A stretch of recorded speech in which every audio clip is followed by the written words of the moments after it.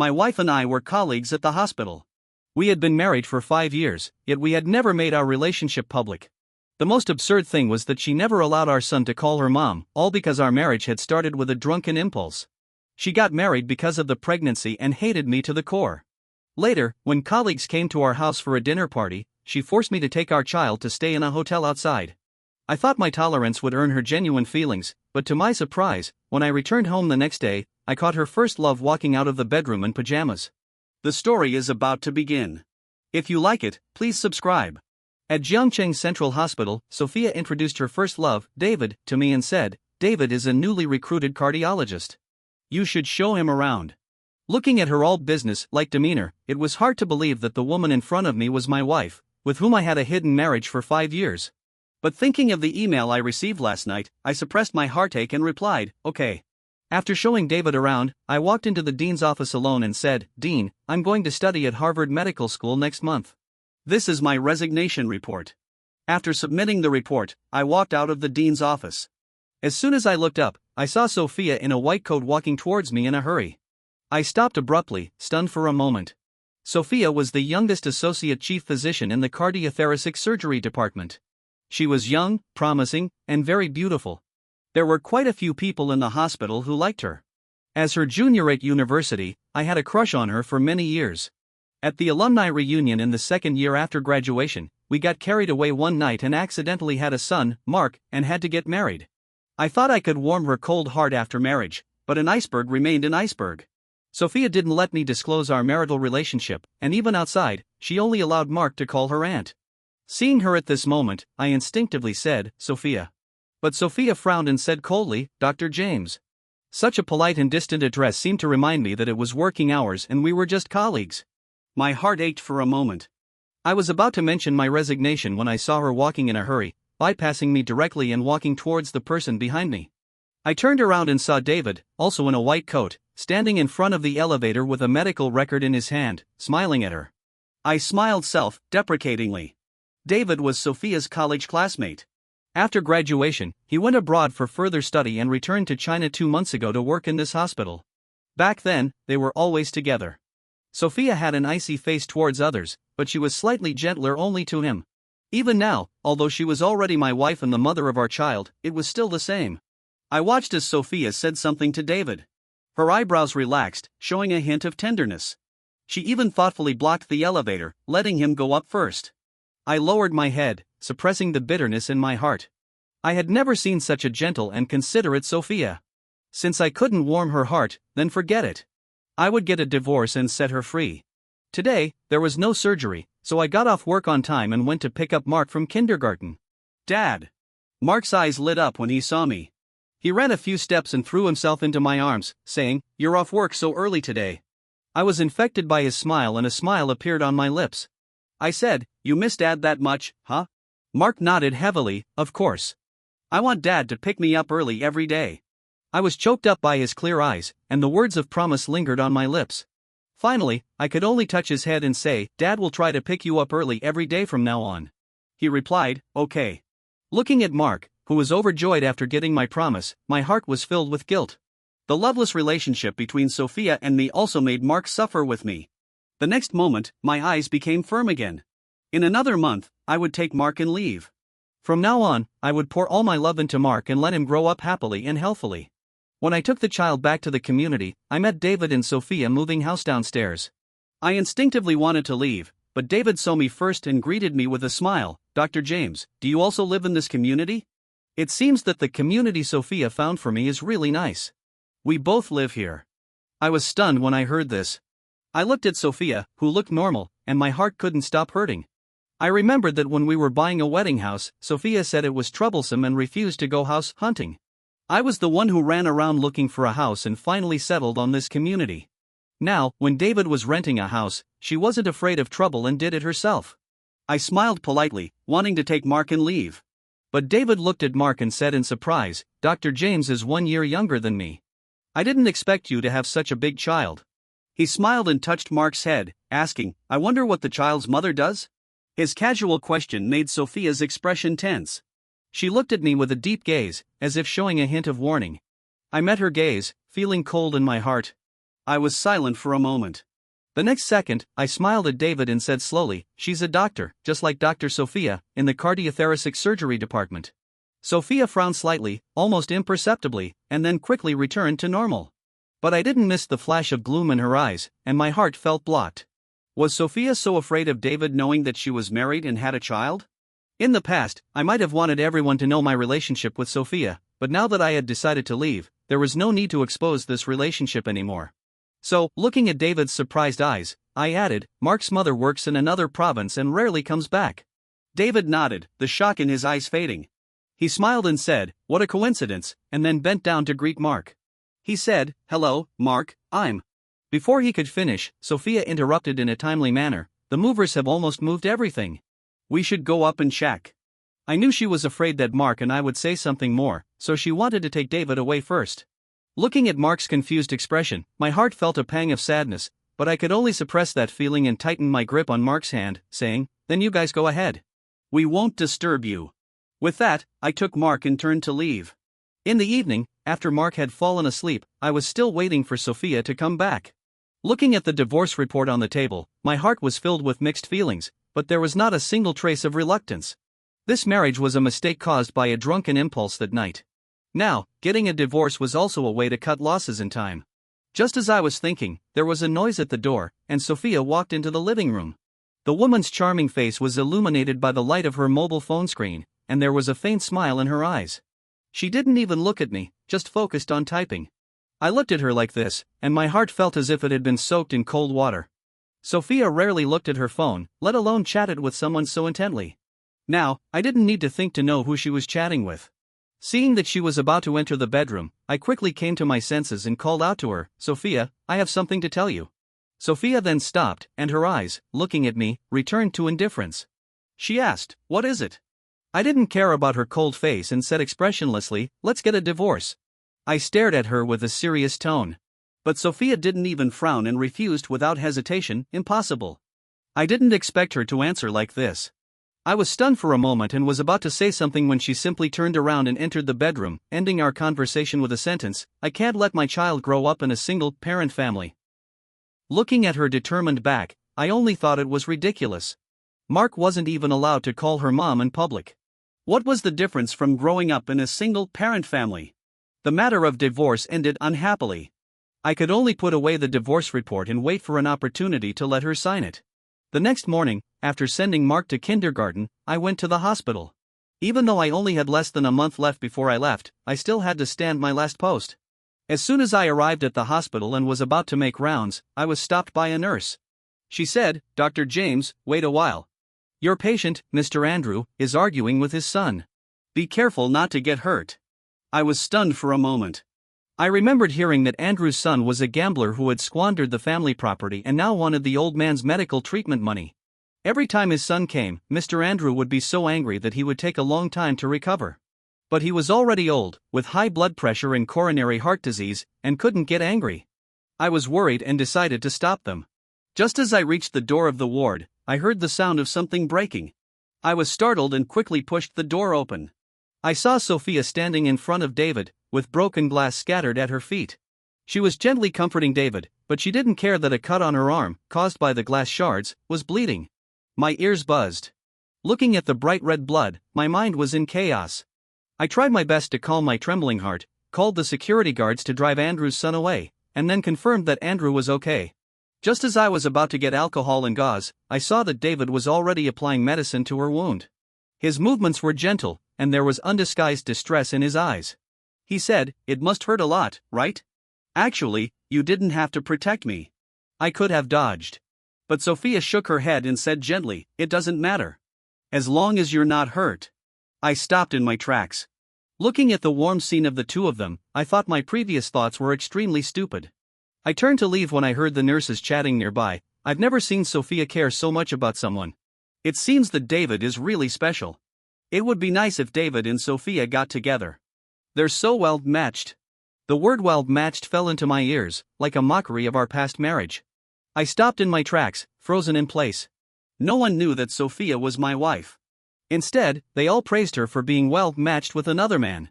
I was about to pretend I didn't hear and leave when the nurse saw me and pulled me over, asking, "Dr. James, you saw it too, right? Don't you think they're well matched?" Facing everyone's gaze, I smiled and said, "They really are."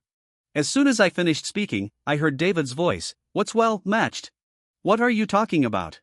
Looking in the direction of the voice, the two of them had already bandaged the wound and walked over. I wanted to change the subject, but the nurse spoke first, teasing, "David, we all think you and Dr. Sophia are a perfect match. You're a match made in heaven." As soon as these words were spoken, Sophia's eyes darkened, and her brows furrowed. David was also stunned for a moment and quickly waved his hand, saying, "You've got it wrong. Sophia and I aren't." But Sophia interrupted him coldly. Looking at me with a hint of reproach in her eyes, she said, "Instead of calming the patient's emotions to avoid similar incidents, you have the time to discuss other people's privacy here?" These words were merciless, and everyone's faces changed. The atmosphere became awkward. I was speechless. She didn't really care about these things. Now she just didn't want others to gossip about David. I almost immediately understood her meaning. But looking at the gazes of my colleagues around me, I calmly asked, "Dr. Sophia, are you so protective because you really have feelings for David and what they said hit the mark?" As soon as I finished speaking, I saw Sophia's face change. David was also anxious and quickly denied, No. We're just classmates." I nodded and said, "Just kidding. Don't mind." With that, I excused myself, saying I had medical records to write, and left in a hurry. It wasn't until I returned to my office and closed the door that I suddenly relaxed and let out a soft sigh. I recalled Sophia's dim expression when David said they were just classmates. It turned out that over the years, it wasn't just me who loved but couldn't have. But thinking that I was about to go abroad for further study, I cheered up again. Fortunately, I had decided to leave. I was the first to withdraw from this messy drama. In the afternoon, I took the divorce report and went to find Sophia. I knocked on the door and entered. I saw her watering the potted plant on the table. She was focused and serious, not like taking care of a flower, but rather like performing a precise surgery. I stopped in my tracks, stunned for a moment. Didn't Sophia dislike plants because they attracted bugs? She didn't even let Mark keep a succulent. So why now? I frowned and saw a small sign hanging on the potted plant with the name David written on it. No wonder she was taking such good care of it. It was from David. I was speechless. I turned to the last page of the divorce agreement, where she needed to sign, and walked over to hand it to her, saying, "Sign this." Before I could finish, Sophia's phone on the table rang. I only caught a glimpse of David before she immediately picked up the phone, and David's voice came out, "Sophia, there's a rather difficult patient here. Can you come and take a look?" A hint of anxiety flashed in Sophia's eyes. She immediately stood up and said, "Wait, I'll come right away." She didn't hang up the phone. She took the document from my hand, signed it without even looking, and then left in a hurry, still soothing the helpless David on the other end of the phone. I watched her figure disappear quickly, then looked at the beautifully written word Sophia on the divorce agreement. All kinds of feelings turned into a relieved sigh. We were completely over. In the following days, I went to work as usual, took care of Mark, and at the same time started looking for a short-term rental house. After all, since I had divorced Sophia, I should move out of this house. On the day I just finalized the house and was about to move, Sophia suddenly knocked on the door of my office. "Do you have time now?" I was a bit puzzled. Sophia rarely came to my office to avoid suspicion. Even when discussing business matters, I would go to her office. Why did she come here suddenly today? I asked, "What's the matter?" I looked at the woman in front of me. Sophia closed the door behind her and said calmly, "Today, colleagues are coming to the house to celebrate. You get off work early, pack your things, and take Mark to stay outside for the night." I was stunned for a moment. So she came here just to drive me away. But that was my home too. Why should our father-son duo hide just to maintain her single-person persona? Were we that unworthy of being seen? I looked at her, but only saw the usual coldness and indifference in her eyes. The words I wanted to say got stuck in my throat, and finally turned into a "got it." Anyway, I was going to move out today, and I didn't want to argue with her. Thinking of this, there was a hint of determination in my voice.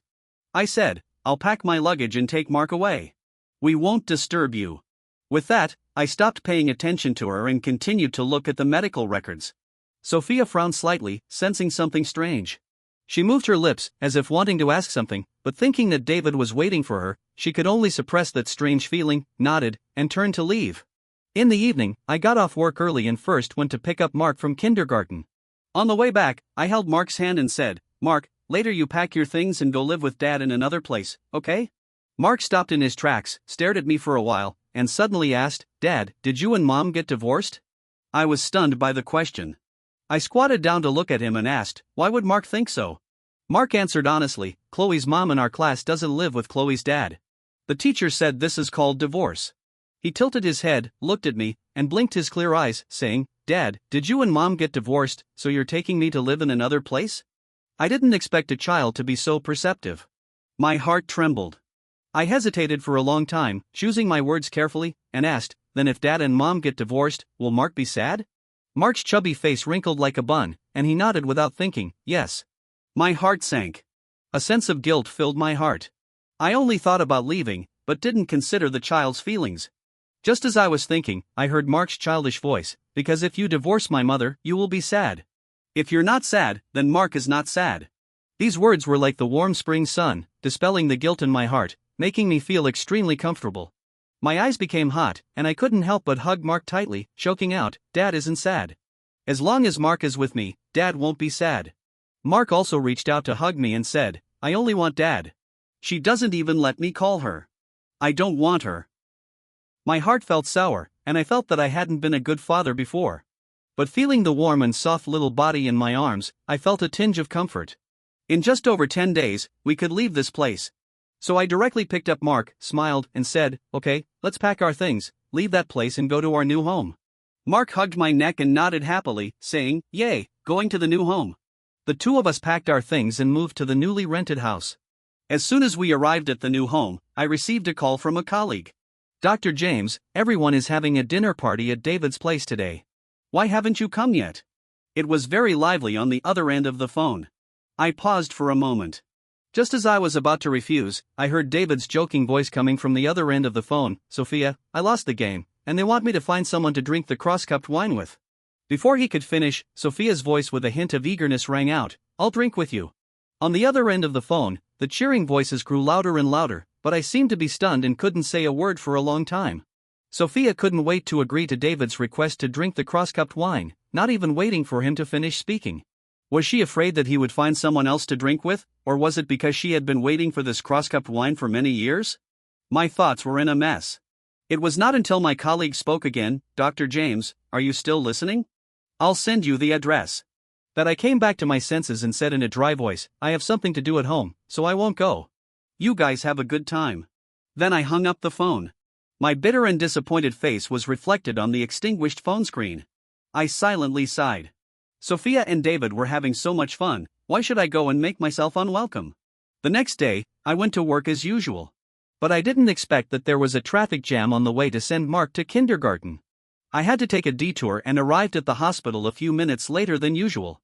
After punching the clock just in time, I was about to change my clothes to attend a meeting when I turned around and met Sophia and David.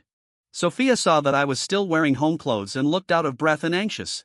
She subconsciously frowned and said in a reproachful tone, why haven't you changed your clothes yet? It's okay to be just in time on normal days, but today is a big meeting. Don't you know to come early? When I saw her, I thought of last night. I felt annoyed and casually explained, I was sending my child to school, and there was a traffic jam on the way. Then I was about to leave to change my clothes, but Sophia looked at my casual appearance, frowned even tighter, and said in a colder voice, the child is not an excuse. It's your problem with time management. If you could reserve some time earlier, you wouldn't be just in time. I stopped in my tracks. Hearing her righteous words, the depression from last night was ignited into anger. I have always been the one to pick up and drop off Mark for school.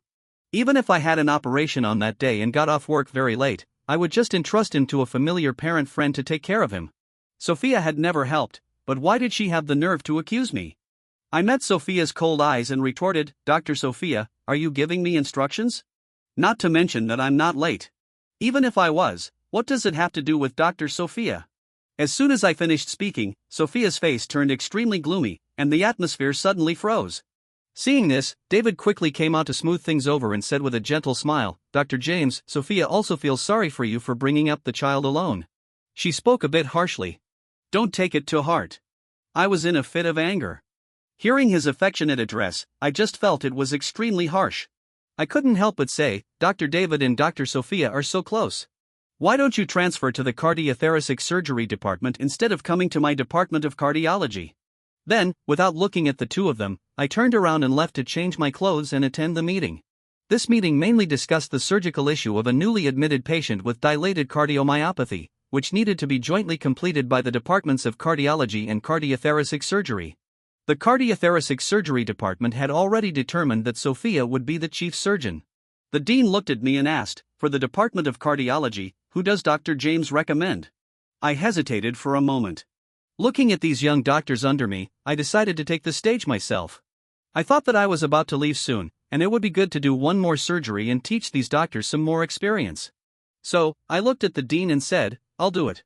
The dean knew what I was thinking and nodded. Just as he was about to announce it, I saw Sophia's brows furrow slightly and her cold voice rang out, "No way."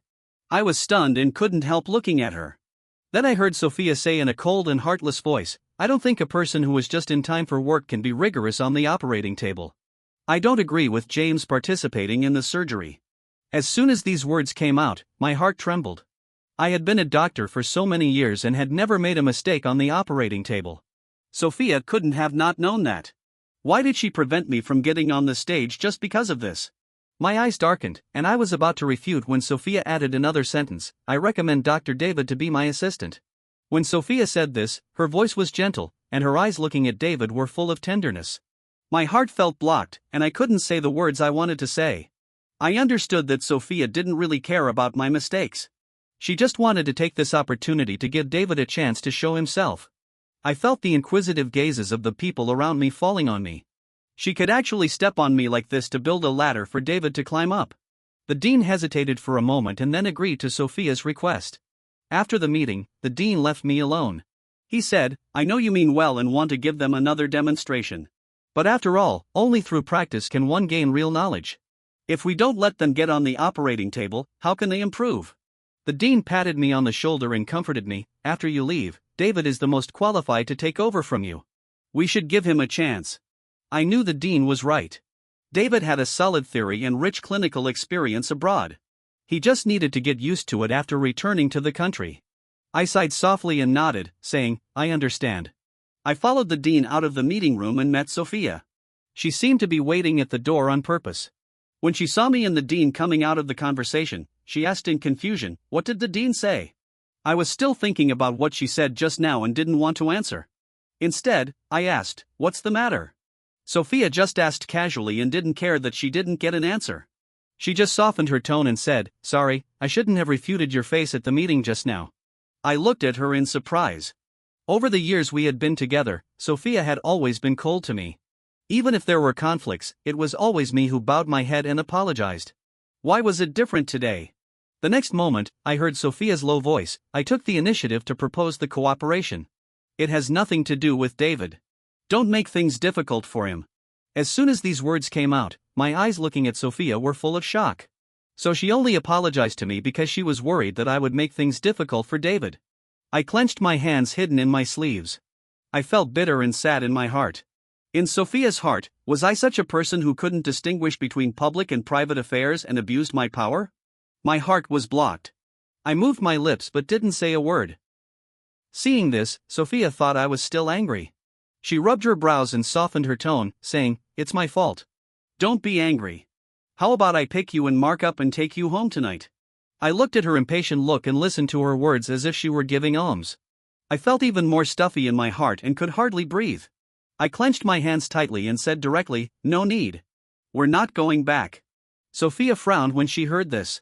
She just thought I was saying angry words and subconsciously retorted, "Where can you go if you don't go home?" I looked at her indifferent look and said, "That's your home, not." Before I could finish, I was interrupted by David, who rushed over. "Sophia, I've been looking for you. An emergency patient with congenital heart disease has been sent to the hospital. The situation is critical. Please go down and take a look." Sophia immediately agreed, left a sentence, "Send me the address," and then left in a hurry. I looked at her anxious, leaving back, and sighed softly. I wouldn't tell Sophia the address. We were already divorced. That was my home and Mark's home, and it had nothing to do with Sophia. In the next few days, the cardiothoracic surgery department was so busy that they didn't even have time to touch the ground. Sophia almost slept in the hospital all day long and didn't mention asking us to come back again. I also saved the trouble of explaining. I went to work and got off work on time every day, picked up and dropped off Mark, and my days were peaceful and comfortable. Until there were 10 days left before I left. I was packing things for Mark when I suddenly found that my passport was left at the original home. Coincidentally, it was a holiday, so I took Mark back to get it. But as soon as I opened the door, I saw several pairs of men's shoes on the shoe cabinet, and a men's coat was also hanging on the hanger. My heart skipped a beat, and I had a bad premonition. The next second, I saw the bedroom door being pushed open, and David came out in his pajamas, looking sleepy. Seeing the two of us at the door, he was stunned for a moment and asked, "Dr. James, why are you here?" I was speechless. Looking at David, who looked like the owner of the house, my hands unconsciously clenched. The next second, I suddenly came back to my senses, forced a smile, lowered my eyes to cover my slightly red eyes, and explained, "Dr. Sophia asked me to come and get something for her." Then I went straight to the drawer under the coffee table, took out the certificate, and was about to leave with Mark. But David stopped me and said in a worried voice, "Dr. James, I and Sophia." Before he could finish, I interrupted him directly, "Don't worry, David. I won't say anything at the hospital." Then I went out the door. I walked to the downstairs in one breath and let out a sigh of relief. No wonder Sophia didn't mention asking me and Mark to come back again. It wasn't because she was too busy with hospital affairs and forgot, but because our leaving was exactly what she wanted. My hands unconsciously clenched until Mark started to struggle because he was pinched painfully. Then I came back to my senses, quickly let go of my hand, squatted down, and apologized, "Sorry, Mark. Dad was thinking about something and didn't mean to." Mark shook his head, just stared at me and asked, "Dad, is that Uncle Mom's boyfriend? Is he going to be my new dad in the future?" Hearing his innocent words, my heart suddenly ached. I forced a smile and said, "Why would Mark think like that?" Mark lowered his head with a hurt look and said, "Chloe's new mom lives in the house with her and her dad, and sometimes she comes to pick her up from school." He frowned, threw himself into my arms, hugged me tightly, and said in a trembling voice, "I don't want that uncle. I only want Dad." His innocent words made me feel sour and warm in my heart. My throat was tight, and my voice was trembling. I slowly hugged the soft little person in my arms and said, "Mark, don't be afraid. There's no new dad. It's just the two of us." I gently stroked Mark's head, my movements gentle. I was both comforting him and gradually calming my trembling heart. Tomorrow, I would go to the dean and apply to leave early. The divorce cooling-off period had passed, and I had received the divorce certificate. There was no need to stay in this city anymore. Early the next morning, I knocked on the door of the dean's office. I said, "Dean, I apply to leave my job today and go to the United States to settle down in advance." The dean saw the determination in my eyes and didn't stop me. He just said, "The surgery for that patient with dilated cardiomyopathy is scheduled for today. If you're free, go and keep an eye on it for me." I was stunned for a moment. Thinking of how Sophia had refuted my face at the meeting, I subconsciously wanted to refuse. But this was David's first time on the operating table, and I was worried about the patient's safety. So I didn't hesitate any longer, changed my clothes, and walked into the observation room. I watched David's skillful movements, paid close attention to the heart monitor, and reported the patient's condition in a timely manner. I quietly let out a sigh of relief. David was indeed highly skilled. After I left, he could take up the banner of the Department of Cardiology. I could rest assured. After I let go of the heart I was holding, I noticed the tacit cooperation between Sophia and David, as if the few years that David had left were just an illusion. The two were as close as they were in school. They could understand what each other was thinking with just one look. I paused. If it were before, I would definitely feel extremely sour in my heart. But now, I just silently moved my eyes away. Since I saw David living in Sophia's house yesterday, I no longer cared at all. Anyway, I was about to leave. What did it matter to me how Sophia and David were? After the surgery, I left first. After changing my clothes, I was about to go back to the office to pack my things. "Dr. James." The familiar voice made me stop in my tracks. I turned around and saw Sophia's frown and heard her low question. She asked, "You went home yesterday?" Hearing Sophia's interrogating tone, I suddenly found it a bit funny. That was also the place where I had lived for 5 years. Did I have to report to her when I went back? But I was really too lazy to communicate with her, so I swallowed the sarcastic words and nodded, saying, "Yeah, I went back to get something." My cold and perfunctory reaction made Sophia frown even tighter, and a strange feeling rose in her heart. If it were before, when I saw someone else in the house, I would definitely be angry and go to her to argue. Why was I so calm now? But she only hesitated for a moment and then still explained, "The water pipes in David's house were being repaired, so I asked him to stay at my place temporarily." I looked at her flickering eyes and thought this excuse was really fake. If it was just a temporary stay, why didn't he stay in the guest room but in the master bedroom? I lowered my eyes and smiled lightly. Just as I was about to speak, I heard David's urging voice, "Sophia, the post-operative meeting has started. Come quickly." Sophia was immediately distracted. She nodded in response, ignored what I wanted to say, and gave instructions on her own. "You and Mark can stay for another 3 days. David will move out in 3 days, and then I'll pick you guys back." Then, without waiting for my answer, she walked quickly into the meeting room. I watched her back disappear at the end. It was a long time before I let out the breath I was holding in my heart. Sophia wouldn't be able to find us. I had already changed my flight ticket, and I would leave for Boston, the United States tomorrow. I retracted my gaze, raised my feet without any hesitation, and walked back to my office to pack my things. Many familiar doctors and nurses were very surprised when they heard that I was going to leave. They asked, "Why is it so sudden?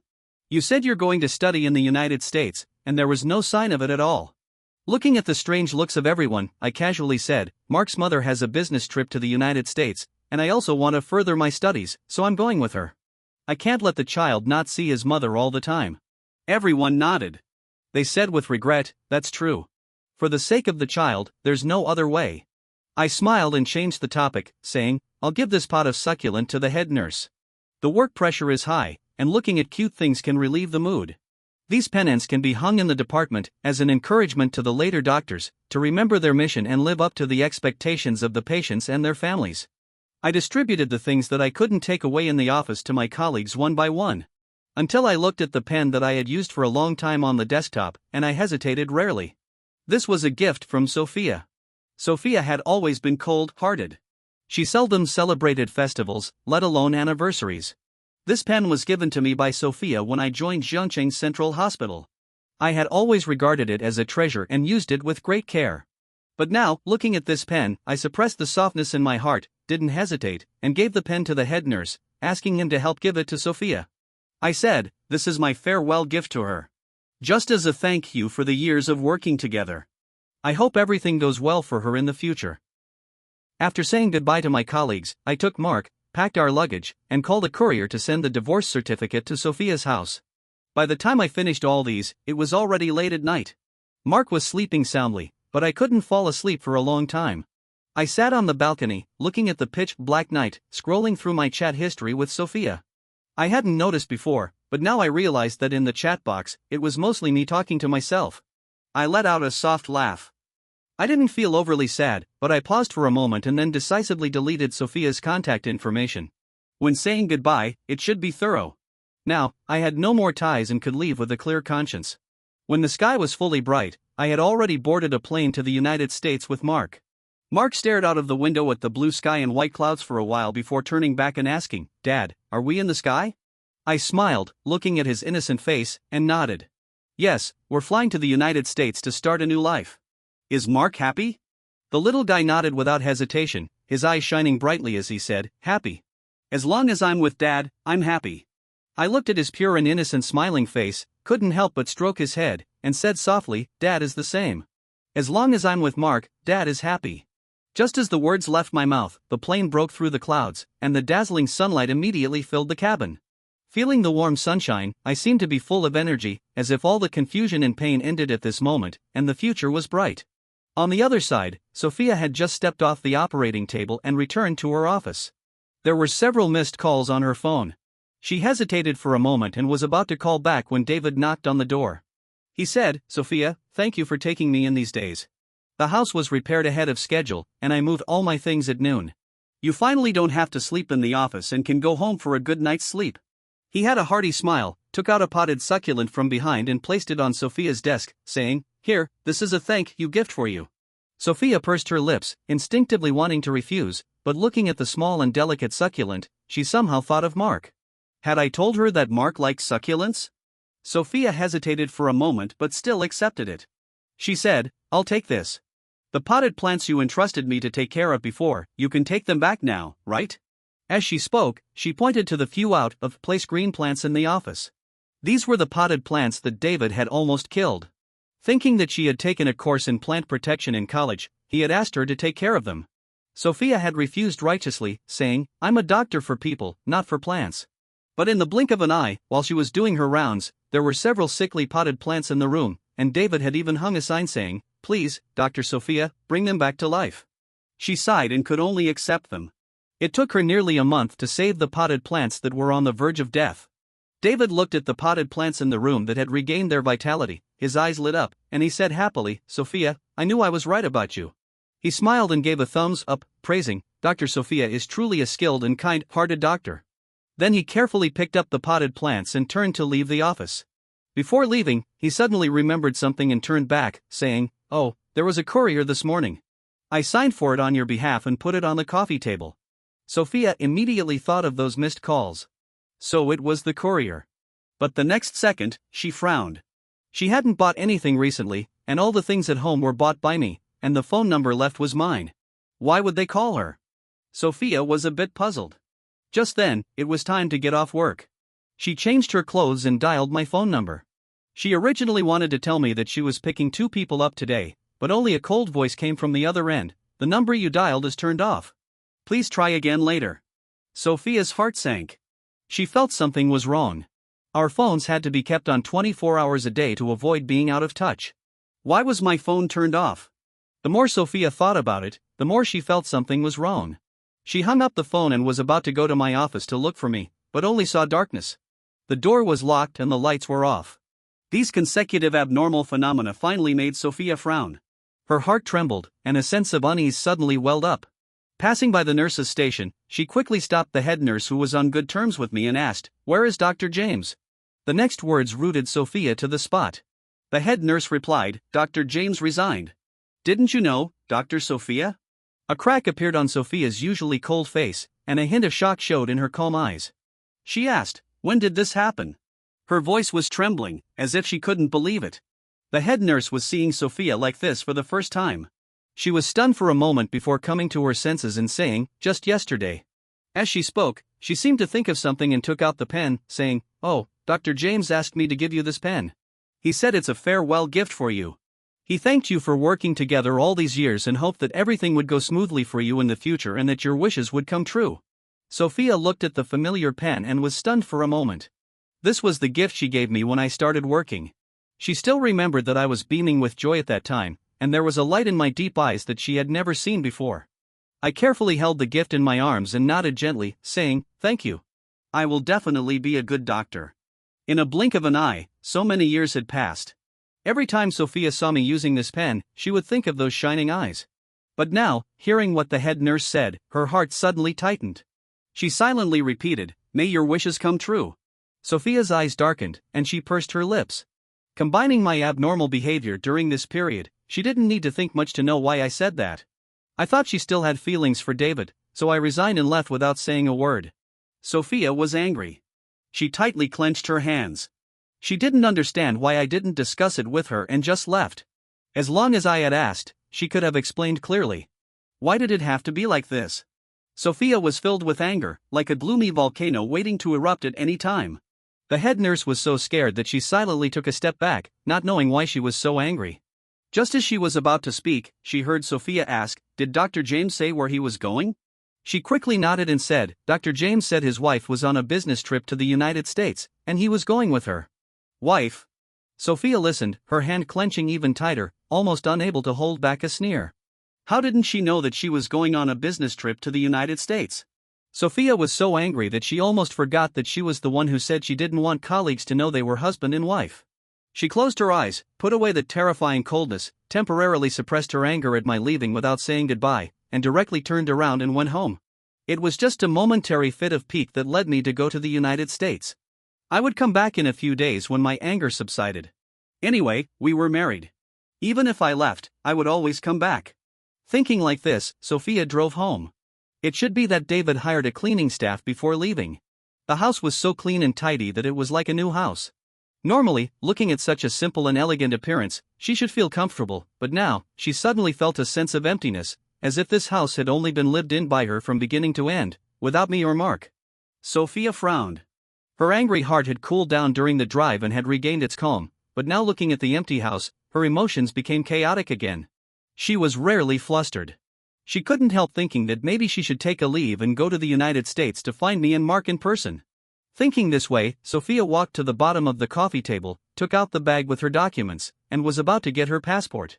But as soon as she took out the bag, she saw 2 documents inside. One was in English, an admission notice from Harvard Medical School, the other was in Chinese, a divorce agreement.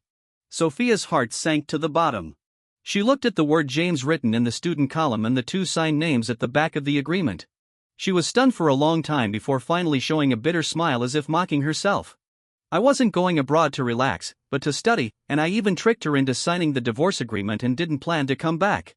If she wasn't wrong, that document was also sent by me, and inside was the divorce certificate. Sophia trembled as she opened it. As expected, everything was as she thought. Looking at the documents and certificates on the table, Sophia's heart seemed to be wrapped in cold wind, and a cold and numb pain hit her. James had left just like that. Sophia, in extreme pain, instead laughed. She covered her face with her hands, and all her emotions were hidden in a long sigh. She murmured, "James." The bitter voice echoed in the empty room, destined not to get a reply. I knew nothing about Sophia's pain, regret, and struggle.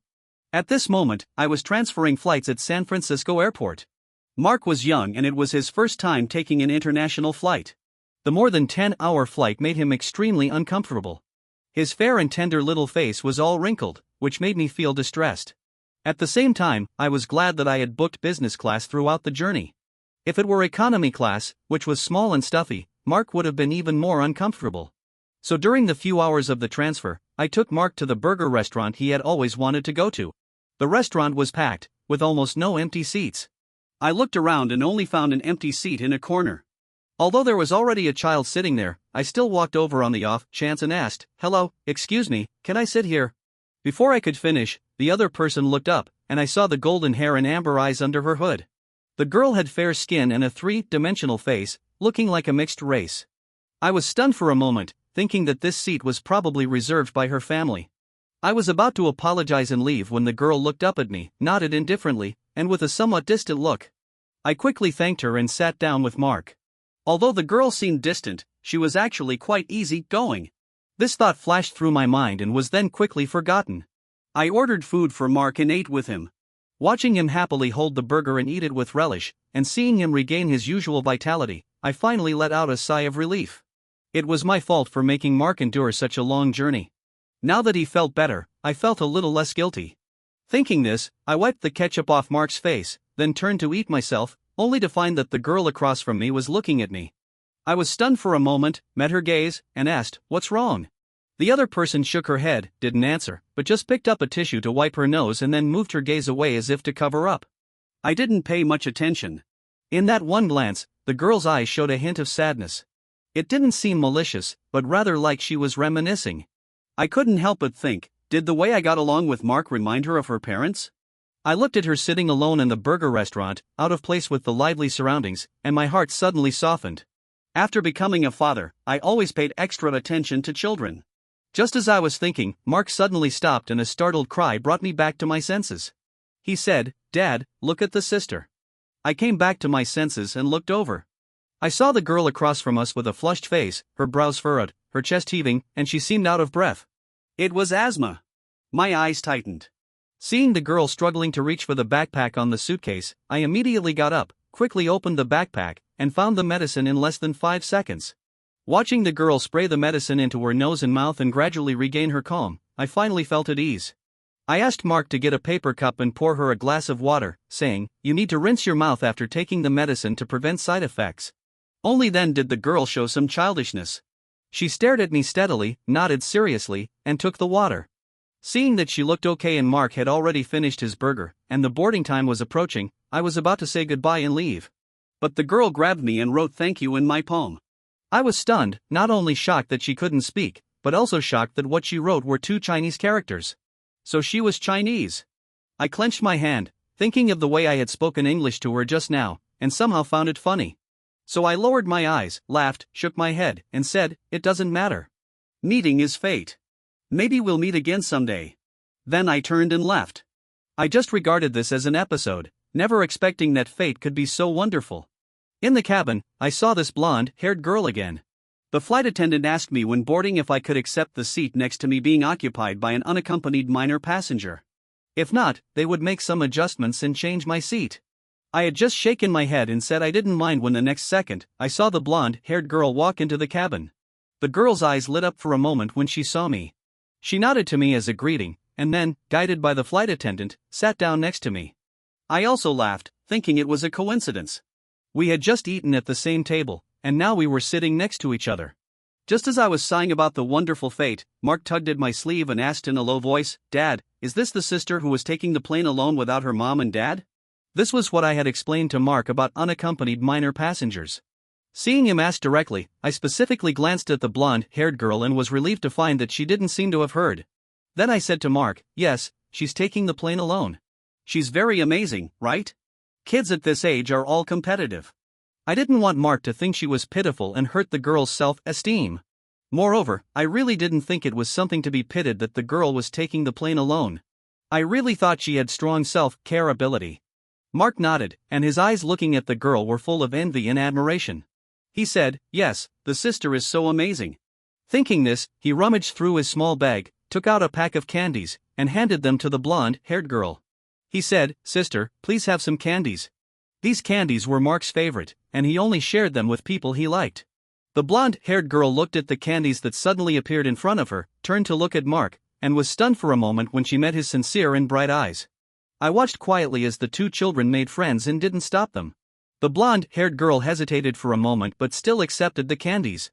Mark immediately broke into a big smile and said, "The sister took my candies, so we're friends now. You have to teach me how to take the plane alone. I want to be as amazing as you." Hearing Mark's words, the girl seemed a bit shy and lowered her eyelashes. Mark was about to say something else. Worried that he was being too enthusiastic and disturbing the girl, I quickly stopped him and said, "The plane is about to take off. Sit down quickly." The few-hour flight passed quickly. I not only took care of Mark but also paid attention to the blonde-haired girl. The girl was very well behaved. She just wore headphones and wrote and drew in a notebook, looking very quiet. I was also worried that her asthma wouldn't flare up again. By the time we successfully arrived in Boston, it was already afternoon in U.S. time. After I picked up my checked luggage and walked out of the airport gate, I was about to turn back and say goodbye to the girl when I saw Mark holding her hand tightly. He asked, "Sister, I still don't know your name." For some reason, Mark was very attached to this girl. I was just about to ask Mark to let go when I saw the girl smile. Her cold aura seemed to be melted by the warm sun, and a bit of childish innocence was revealed. The girl squatted down and handed a note to me. Worried that Mark couldn't read it, she specifically asked me to read it to him. "Emily." I slowly said, pronouncing the girl's name, "It's very nice." I nodded, and Mark repeated it, then laughed and grabbed her hand, shouting, "That I'll call you Emily from now on." Before he could finish, a deep voice sounded, "Emily." I was stunned for a moment. Watching Emily's steps pause, I turned to look at the person coming. The person was wearing a white dress, with a tall and well-proportioned figure, delicate features, and a gentle temperament, but there was a hint of coldness, very similar to Emily. She walked over gracefully and gently took Emily's luggage, saying, "I came to pick you up as soon as the meeting ended. Fortunately, I'm not late." Emily looked at her, showing a bit of childishness, and nodded. Looking at their similar faces and temperaments, I thought she was Emily's mother, so I nodded reassuringly. Pulling Mark, I said goodbye to Emily. "The sister's family has come to pick her up. Say goodbye to the sister." Mark bit his lip, his eyes filled with reluctance. He stared at Emily for a long time before finally squeezing out, "Goodbye, sister." Emily hesitated for a moment, then took out the notebook she had been writing and drawing in on the plane from her backpack. She tore off 2 pages and handed them to Mark. She then looked at the woman beside her, made a few gestures in sign language, and asked her to convey the message. The woman nodded and said, "These are the drawings of you and Mark that Emily did. She wants to thank you for taking care of her along the way." I nodded and looked at the drawings in Mark's hands. Although they were just a few simple strokes, they vividly captured the expressions of Mark and me. The brushstrokes were gentle, and it was clear that she was in a good mood. I happily accepted them and said, "Thank you. I'll keep them carefully." Only then did Emily nod. She made a few more signs and looked at the woman. The woman said, "Emily wants to have your contact information. Is that okay?" "Sure," I nodded. I was new here, and it was rare to see Mark like a child so much.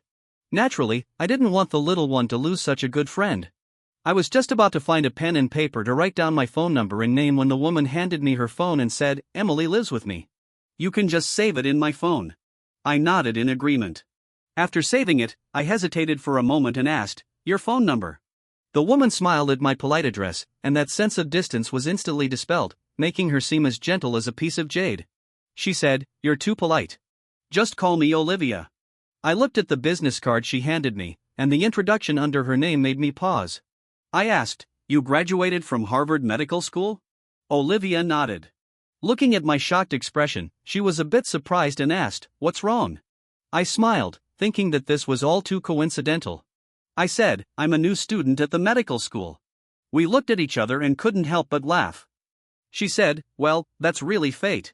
Olivia's eyes curved, and the indifference in her eyes seemed to dissipate like spring breeze melting snow. She took the initiative to ask, "Where are you going? I can give you a ride." When Emily heard this, she raised her eyebrows, and a thoughtful look flashed in her eyes. Worried about being a bother, I was just about to wave my hand and refuse when Mark tugged at my clothes. His big, watery eyes blinked, and he looked at me pitifully, saying, "I want to spend a little more time with Sister Emily." I was immediately embarrassed and was about to say something, but Emily pulled Mark and walked away, effectively blocking my words of refusal. Olivia smiled, reached out to take my luggage, and said, "It's rare to see Emily being so proactive. Come on, consider it as a thank you for taking care of Emily." I could only agree. Looking at the orange-red sky outside the airport, the fatigue of the journey seemed to be washed away a bit. The start of the new life wasn't too bad. By the time we got home and settled in, it was already evening. I was still thinking about the wonderful experience of the day when Mark tugged at the corner of my clothes. He said, "Dad, I'm sleepy." On the way back, I deliberately let him play and vent his energy to avoid jet lag. Sure enough, he started complaining about being sleepy right after dinner, and now he could barely keep his eyes open. I quickly took him to wash up, made the bed, and let him lie down.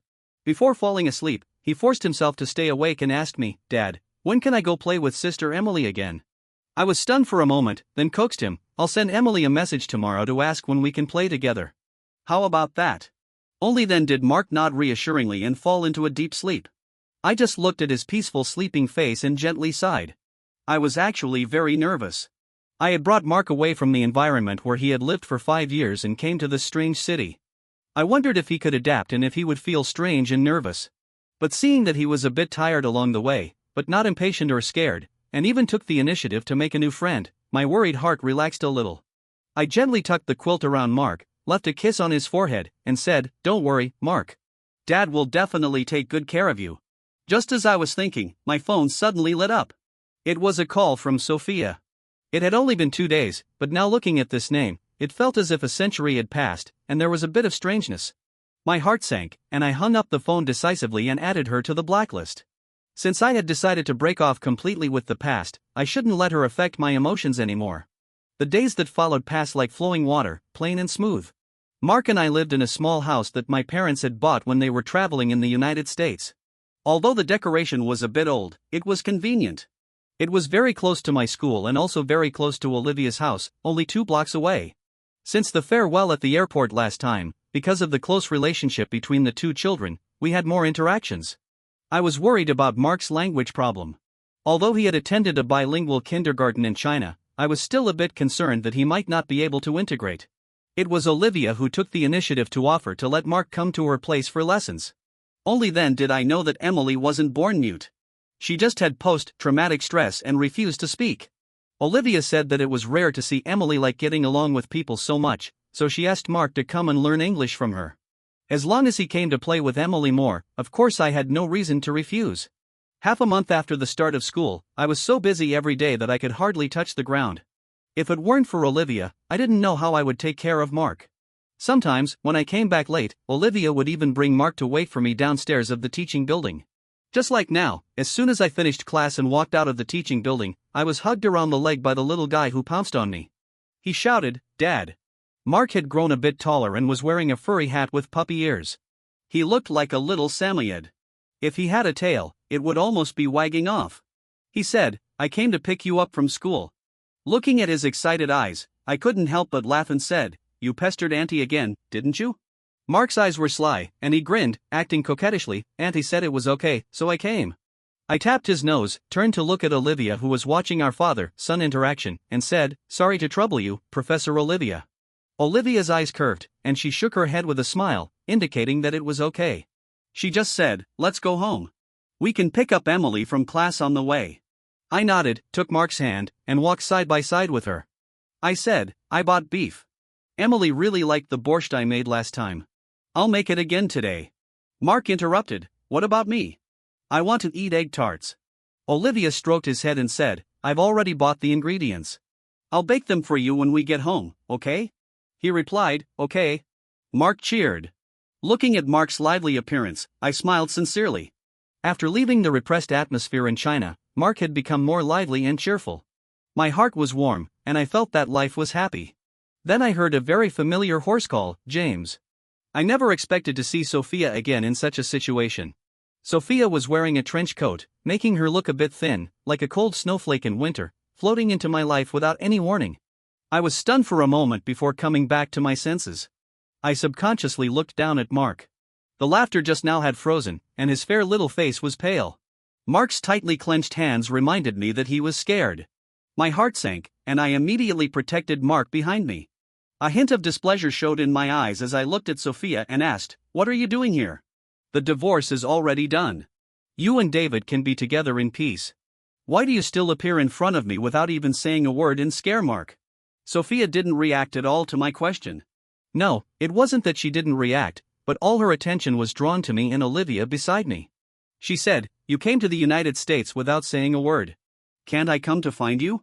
Sophia's hand hidden in her sleeve was tightly clenched, and her gloomy eyes fell on Olivia, unable to move away for a long time. We just got divorced, and you're already finding a new mother for Mark so soon? Or did you divorce me and come to the United States with Mark because of this woman? But I didn't know the angry thoughts in Sophia's heart. I just thought what she said was ridiculous. I said, we're divorced. Where I go has nothing to do with you. After saying that, I picked up Mark and was about to leave. Olivia silently followed me. Sophia reached out and grabbed me. The words divorce seemed to touch her forbidden zone. She could no longer maintain her calm appearance, and her voice was tinged with sobs. She said, I didn't agree to the divorce. It was you. Before Sophia could finish, I interrupted her mercilessly. The agreement was signed, and the divorce certificate was obtained. Whether you agree or not doesn't matter. Sophia's heart trembled. She couldn't believe that her gentle and tolerant husband had become so cold and heartless.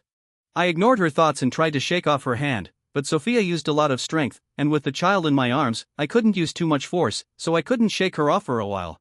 Let go. I was a bit angry. I felt Mark trembling and scared in my arms and couldn't wait to find a safe place to comfort him. However, Sophia just wouldn't let go. Her eyes were gloomy, and her hand was like a vice, holding me tightly. She said, I have something to talk to you about. Sophia's words were only half spoken when Mark pounced on her and bit her wrist.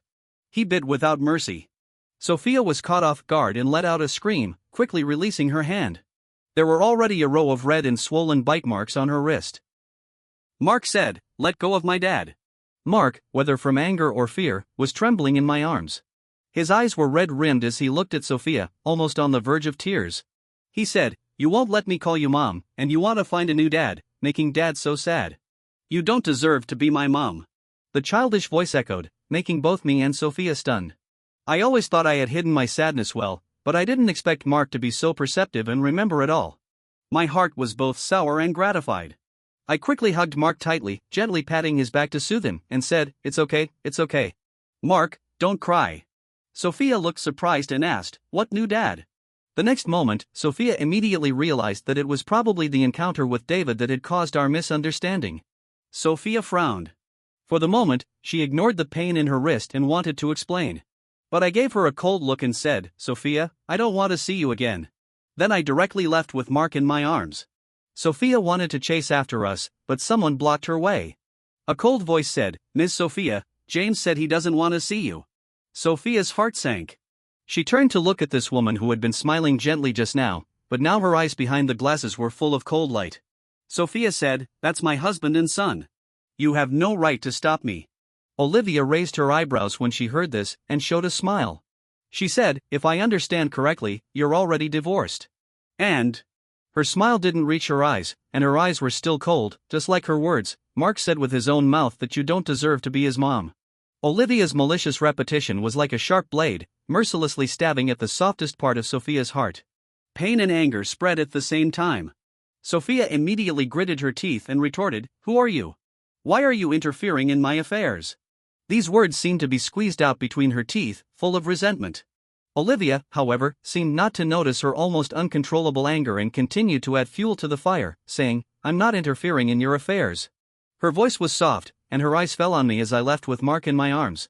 Sophia immediately understood the second half of her sentence without her saying it. She was doing it for me. Sophia's heart sank even more. She wanted to say something, but Olivia glanced at her and left a sentence, Miss Sophia, you'd better go back. Then she strode forward and caught up with me. Only Sophia was left looking at our backs.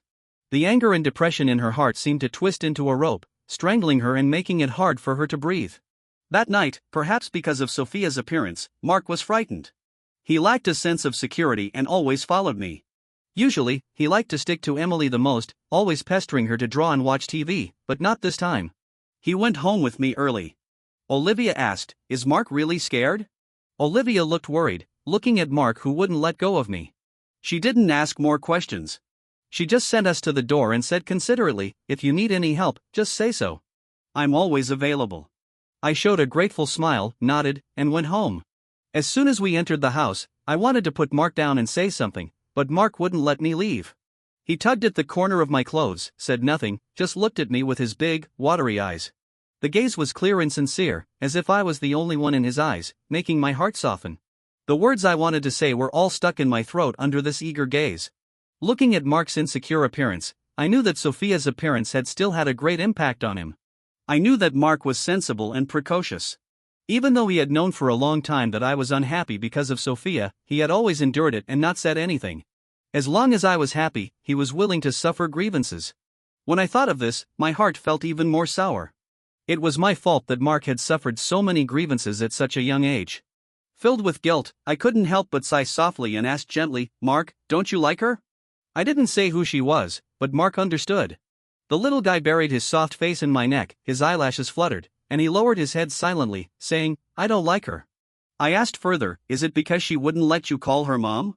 Mark's body trembled, his voice was trembling, and his hands hugged me even tighter, saying, if she comes, I'll have to leave. I don't want to leave, Dad. Hearing Mark's words, I was stunned for a moment. I had never said anything about sending him away in front of Mark. Why would he think so? I was about to ask when Mark trembled even more, his words choked with sobs. He said, Chloe said that after Mom and Dad divorce, they have to live in 2 houses alternately. I don't want to go back. I don't want to leave, Dad. Feeling the little guy trembling in my arms, I quickly hugged him tightly and comforted him. No, Mark won't leave. The sobbing voice was like a sword stabbing at my heart. My heart was filled with a sour and embarrassing feeling, and a bitter taste spread in my heart. So this was what Mark was afraid of. Feeling the wet touch on my neck, I moved back a little and wiped away Mark's crystal clear tears. My gentle palm, with a soothing meaning, gently landed on Mark's back, stroking it up and down. I said, Dad won't let her take Mark away. My voice was firm, like an immovable mountain. What I said was not only a comfort but also like a promise. I said, Mark will always be with Dad. The gentle voice echoed in the room, stopping Mark's tears and calming my heart. I gently wiped away the remaining tears on Mark's face, and my eyes were only clear. The next afternoon, I finished class early, took Mark to Olivia's place, and then took Sophia's number out of the blacklist.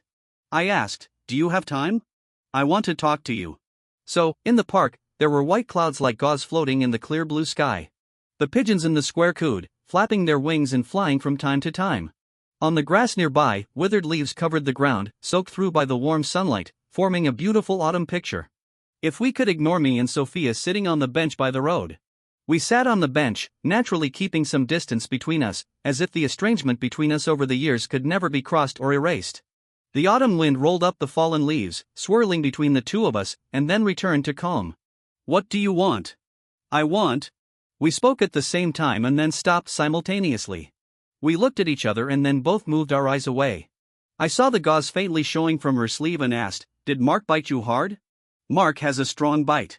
I just took a quick glance that day and saw the shocking bite marks. How is it now? Sophia followed my gaze to her wrist, tucked her hand into her sleeve, and said, it's okay. After a moment of hesitation, she added, Mark was angry, and he needed to let off some steam. I understand. Hearing this, I looked at her calm expression with downcast eyes, and my heart was filled with complex emotions. I was surprised that Sophia had become so understanding, yet at the same time, I felt a chill. Clearly, Sophia didn't know why Mark had bitten her. It wasn't out of anger, but I said, Mark bit you because he was scared. Looking at the confusion in Sophia's eyes, I said solemnly, he was afraid of being taken away by you, afraid of living with a new dad and never seeing me again. My explanation was clear, but it made Sophia frown. She asked, what new dad? Her eyes turned gloomy and she said, David and I are just colleagues. He was just staying over that time, and he moved out long ago. Before she could finish, my cold laugh interrupted her. I said, Sophia, I'm not blind. You've been pining for him all these years. Do you think I didn't know? My voice was filled with suppressed anger. After blurting out these words, I clenched my hands tightly before regaining my composure. I said, you've been in a hidden marriage with me, making Mark call you aunt outside. Weren't you trying to create a single-person image, waiting for him to come back and pursue you again? You even helped him rent an apartment, take care of the plants, drink a toast with him, volunteered to have him assist in surgeries, and let him live in our house. The more I said, the calmer my voice became. I looked at Sophia and asked coldly, can you say you did all these things without any ulterior motives? Sophia's frown, which had been there since just now, deepened. Meeting my cold gaze, she felt as if those calm statements were like accusing swords, stabbing deeply into her. She instinctively wanted to explain, but the words died on her lips. Sophia couldn't say with a clear conscience that she had no ulterior motives towards David. After all, she had liked him back then and had been depressed for a long time because of his departure. But when she saw him again, she felt nothing. Her heart was full of me. She thought of the gentle, passionate, and considerate me in the past. I would wait for her to come home, secretly bring her food, iron her clothes, and remind her to take vitamins on time. These considerate gestures had warmed her heart, which had been full of misgivings about that drunken encounter. She was certain that she had gotten used to my company. If only I could give her a little more time, she could. Sophia looked at me, paused, and then said, I did take care of him a lot, but only because he's my classmate. I don't have any other thoughts about him. Those things are all in the past. I know your feelings for me. Why can't you wait a little longer and give me some more time? Then I can respond to you. Sophia had never been so eager. She wanted to express her feelings and make me understand her heart. But after she finished speaking, only the autumn wind swept through the fallen leaves, blowing emptily through the gap between the two of them. I looked at Sophia's furrowed brows and the hidden anxiety in her eyes, and a hint of amusement rose in my heart. If it were before, hearing Sophia's remorseful confessions and passionate declarations, my heart would have surely been stirred. But now, I felt nothing, as if I was watching a one-man show from outside the screen, not moved in the slightest. There was only one question in my mind, and I asked, why should I wait for you? Looking at the usually cold Sophia, seeing a hint of shock and surprise on her face, I smiled brightly and said, I've already wasted 5 years on you. Why should I wait? Sophia's heart trembled. She was used to being in a dominant position in our relationship, used to her aloof stance, thinking that I would accept everything she did. But she had forgotten. I said, I get tired too, Sophia. I stood up, looked down at Sophia, who looked dejected. Our positions seemed to have reversed at this moment. The one who was expectant, vulnerable, and longing for a little tenderness and care became Sophia. Her heart suddenly sank, as if something had gotten out of control, making her feel uneasy and at a loss. The next second, I said, your response came too late. I don't need it anymore. These words were like an execution order. Sophia's eyes trembled, and she immediately stood up, trying to grab me. She said, no, I want. Before her hand could touch my clothes, I took a step back, widening the gap between us. It was as if there was a thunder pond and raging fire, and Sophia couldn't take another step forward. I said, this is it, Sophia. I announced the final judgment. This is the best ending for us. Sophia wanted to say something, but I turned around without hesitation and was about to leave. She almost called out in a panic, James, you can't do this. Seeing me pause, she took a breath and said, Mark is also my child. He can't grow up without a mother. As soon as she finished speaking, I looked up at her. The look in my eyes seemed to be full of ridicule and mockery, freezing Sophia's heart and making her feel extremely embarrassed. Yes, what right did she have to say such a thing? It was she who was resentful towards me and didn't want Mark to call her mom. At this moment, guilt and remorse filled her chest. The sun had somehow hidden behind the clouds. The autumn wind blew, bringing a piercing chill. The fallen leaves rustled, as if mocking Sophia's belated awareness. She stared blankly at me, feeling as if she had lost all her strength. She swayed a few times and almost couldn't stand up. Looking at the deep sense of guilt in her eyes, I couldn't put into words the feelings in my heart. I just paused and said, I won't block your number anymore. If you want to see Mark, call me. As long as Mark is willing, I won't stop you from meeting. Consider this my last bit of affection for you." After I finished speaking, my eyes fell on Sophia's cold face. My gaze was full of inquiry, not like reluctance, but as if I was looking at someone else through her. I was looking at the Sophia from my college days, the one I had loved throughout my college years, the one I had desperately tried to get close to, and the one for whom I had given up myself. But no, through those cold eyes, I only saw my own reflection. I suddenly understood something and laughed, feeling relieved. Then I turned around and left without a backward glance. Sophia had always been cold and insensitive. Even if she was willing to accept me now, it was just out of habit.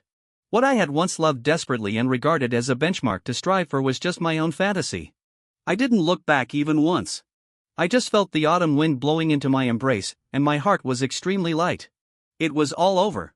The feelings that had lasted from my student days until now had completely dissipated in the autumn wind. By the time I arrived at Olivia's house, it was already dark. I said, "Sorry, I'm late." I gave Olivia, who was holding the sleeping Mark and opening the door, an apologetic smile. The woman shook her head and smiled gently. She said, "It's okay." I thanked her and was about to take Mark when I saw his hand tightly grasping Olivia's collar. I felt a bit embarrassed and was about to wake Mark up to make him let go when Olivia stopped me considerately. She said, "He just fell asleep. If you move him, he'll wake up again. Let him sleep here with me." I hesitated for a moment and then nodded. Because of Sophia's sudden visit, Mark didn't sleep well last night. He not only held my hand tightly but also kept frowning. It was a good thing that he could fall asleep in Olivia's arms now. Looking at Mark's obedient and peaceful sleeping face in Olivia's arms, I let out a soft sigh. Olivia saw that the depression in my eyes had disappeared and that my eyes were full of relief. She guessed, "Everything is sorted out?" I nodded and said, "We've talked it all out." I gently stroked Mark's head with my hand and said slowly, "Mark and I will always be together and never be separated." Olivia nodded slightly upon hearing this and said, "Stay here for the night. If Mark wakes up at night and doesn't see you, he'll be worried." As she spoke, her gentle gaze fell on Mark. Against the backdrop of the warm yellow wall lamp behind her, she looked like a gentle and competent mother. Sure enough, as Olivia had guessed, Mark woke up several times that night. When he saw the unfamiliar place, he was a little scared. But when he turned his head and saw me sleeping next to him, he immediately felt at ease, buried his head in my arms, and fell asleep again. When I woke up in the morning, I saw Mark in my arms. His small body was curled up like a shrimp, pressing on my hand, sleeping soundly like a little baby. I couldn't help but laugh. I originally wanted to let him keep sleeping, but my sore and numb arm urged me to get up quickly. When I came out after washing up, Olivia was already awake. She said, "Good morning." Olivia poured me a glass of milk. I was rubbing my arm and replied with a smile, "Good morning." The milk cup felt warm, which made me pause for a moment. I smiled and said, "I've been in the US for so long that I'm almost used to drinking ice water." I said this with a smile, picked up the milk, and took a sip. The warm liquid flowed through my body, and I felt as if all my internal organs were soothed. Olivia just smiled when she heard my words and her eyes fell on my other arm. She asked considerately, "Is your arm uncomfortable?" I didn't expect her to observe so carefully, so I didn't hide it. I nodded and said, "It was pressed all night. It's a bit numb." I said it casually, as if I didn't care much. The numbness and pain caused by poor blood circulation due to long-term immobility would go away as long as I stayed still for a while. Thinking this, I put down the milk and was about to go into the kitchen to make breakfast for the kids. But as soon as I was about to leave, Olivia grabbed my wrist. I turned around and looked at her in confusion, asking, "What's wrong?" Olivia didn't answer. She just looked at me, then put her fingertips on my arm. Her fingertips were slightly cool. It seemed like she was just casually kneading my arm, but every touch hit the sore spot of the numbness. I instinctively wanted to dodge, but Olivia was quick-eyed and directly grabbed my arm. Her voice was gentle but hard to refuse. She said, "Don't move." The distance between us was too close. This soft command seemed to ring in my ear, and I was immediately stunned. I seemed to be paused like a machine. I wanted to say something, but Olivia increased the strength of her hand and said, "Massaging helps with blood circulation." I looked at her focused expression, as if she was doing an academic research, and I silently closed my mouth. The numb feeling on my arm, like little bugs crawling, gradually faded away. I clearly felt Olivia's movements. Her cool fingertips kneaded the acupoints on my arm, and her warm palm would also press on my arm from time to time. Such a massage really did speed up blood circulation. I highly agreed, otherwise I couldn't explain why the tips of my ears had unconsciously turned red. Looking at Olivia's serious appearance, I had to speak up quickly. It's already better. Olivia nodded and let go of my hand, and then reminded, next time, don't let Mark pillow on your arm all night. It's very uncomfortable when your arm is numb. I lowered my head and nodded. We were about to go to the kitchen to make breakfast for the kids when our eyes moved and we saw Emily standing across from us. Under her bright blonde hair were a pair of calm eyes, staring at us. We didn't know how long she had been watching. For some reason, I felt a bit embarrassed. Although we hadn't done anything just now, we were standing quite close, and I was afraid Emily might misunderstand something. I instinctively wanted to explain, but Olivia spoke first. She said, Emily, go wake Mark up. Emily's expression remained normal. She nodded and walked towards the guest room. I was a bit uneasy and looked at Olivia, asking, should we explain to Emily? I'm afraid she might misunderstand. She asked, misunderstand what? Olivia seemed puzzled. I immediately became anxious and said, she saw her mom standing so close to a man. What if she gets the wrong idea? As soon as I said this, Olivia rarely frowned and showed some confusion. She said, when did I say I'm Emily's mom? It wasn't until after breakfast that I finally came to my senses from my shock. Olivia was Emily's aunt. Emily didn't speak because she had witnessed her parents and younger brother die in a fire and had developed trauma-induced aphasia. I then realized that during our long acquaintance, I had never asked about the relationship between Olivia and Emily. I had always assumed they were mother and daughter. And seeing that she was struggling to raise the child alone, I had been considerate enough not to mention her partner. I never thought I had been so wrong. Thinking of this, I felt a bit silly and couldn't help but laugh. At this time, I was on my way home. Olivia was taking Emily to a painting class, and it was on the way, so we walked together. Seeing me laugh, she asked, what are you laughing at? I shook my head, put away my thoughts, and just looked at the two kids chasing and playing on skateboards in front of us. I casually said, look how well they're playing. Emily was stepping on the skateboard. After sliding a few times, she would look back at Mark. Mark's eyes were full of excitement. Looking at her cool back, he ran after her and said, I want to slide too. Sister, teach me, teach me. Emily helped him steady the skateboard. When she saw him step on it steadily, she gently pushed him, letting the skateboard slide on its own for a while. Mark didn't know she was pushing. He thought he was sliding on his own and happily clapped his hands, thinking it was extremely fun. I watched, feeling warm. Olivia followed my gaze and saw Emily's lively appearance. She couldn't help but soften her eyes. Olivia had seen Emily at her brother's funeral. At that time, Emily was thin and cold, like an emotionless log. She numbly watched people coming and going without even changing her expression. Olivia asked Emily if she wanted to come to the US to live with her. It seemed like it took Emily a long time to come to her senses, and then she shook her head. That was the first time Olivia saw Emily show any emotional fluctuations at the funeral. The numb-faced child looked up at the photo on the mourning hall, and tears slid down her face without warning.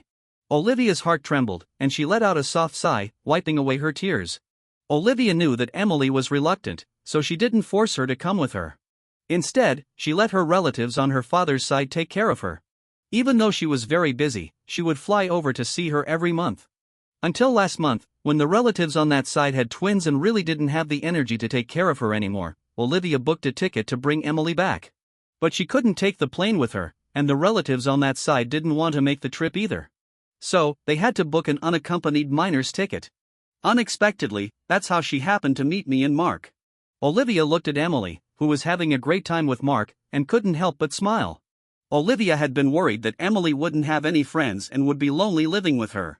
Now she didn't have to worry anymore. Pulling herself out of her memories, she saw that the two little ones had stopped chasing and playing. We had arrived at my house. Emily hugged her skateboard and waved goodbye to Mark. Olivia also said goodbye to me. As soon as Mark and I got home and took off our coats, we heard a knock on the door. Mark wanted to open the door and said, "It must be Sister Emily missing me." I'll open it. Looking at his eager look, I found it funny and quickly stopped him, saying, "You just separated. What are you thinking?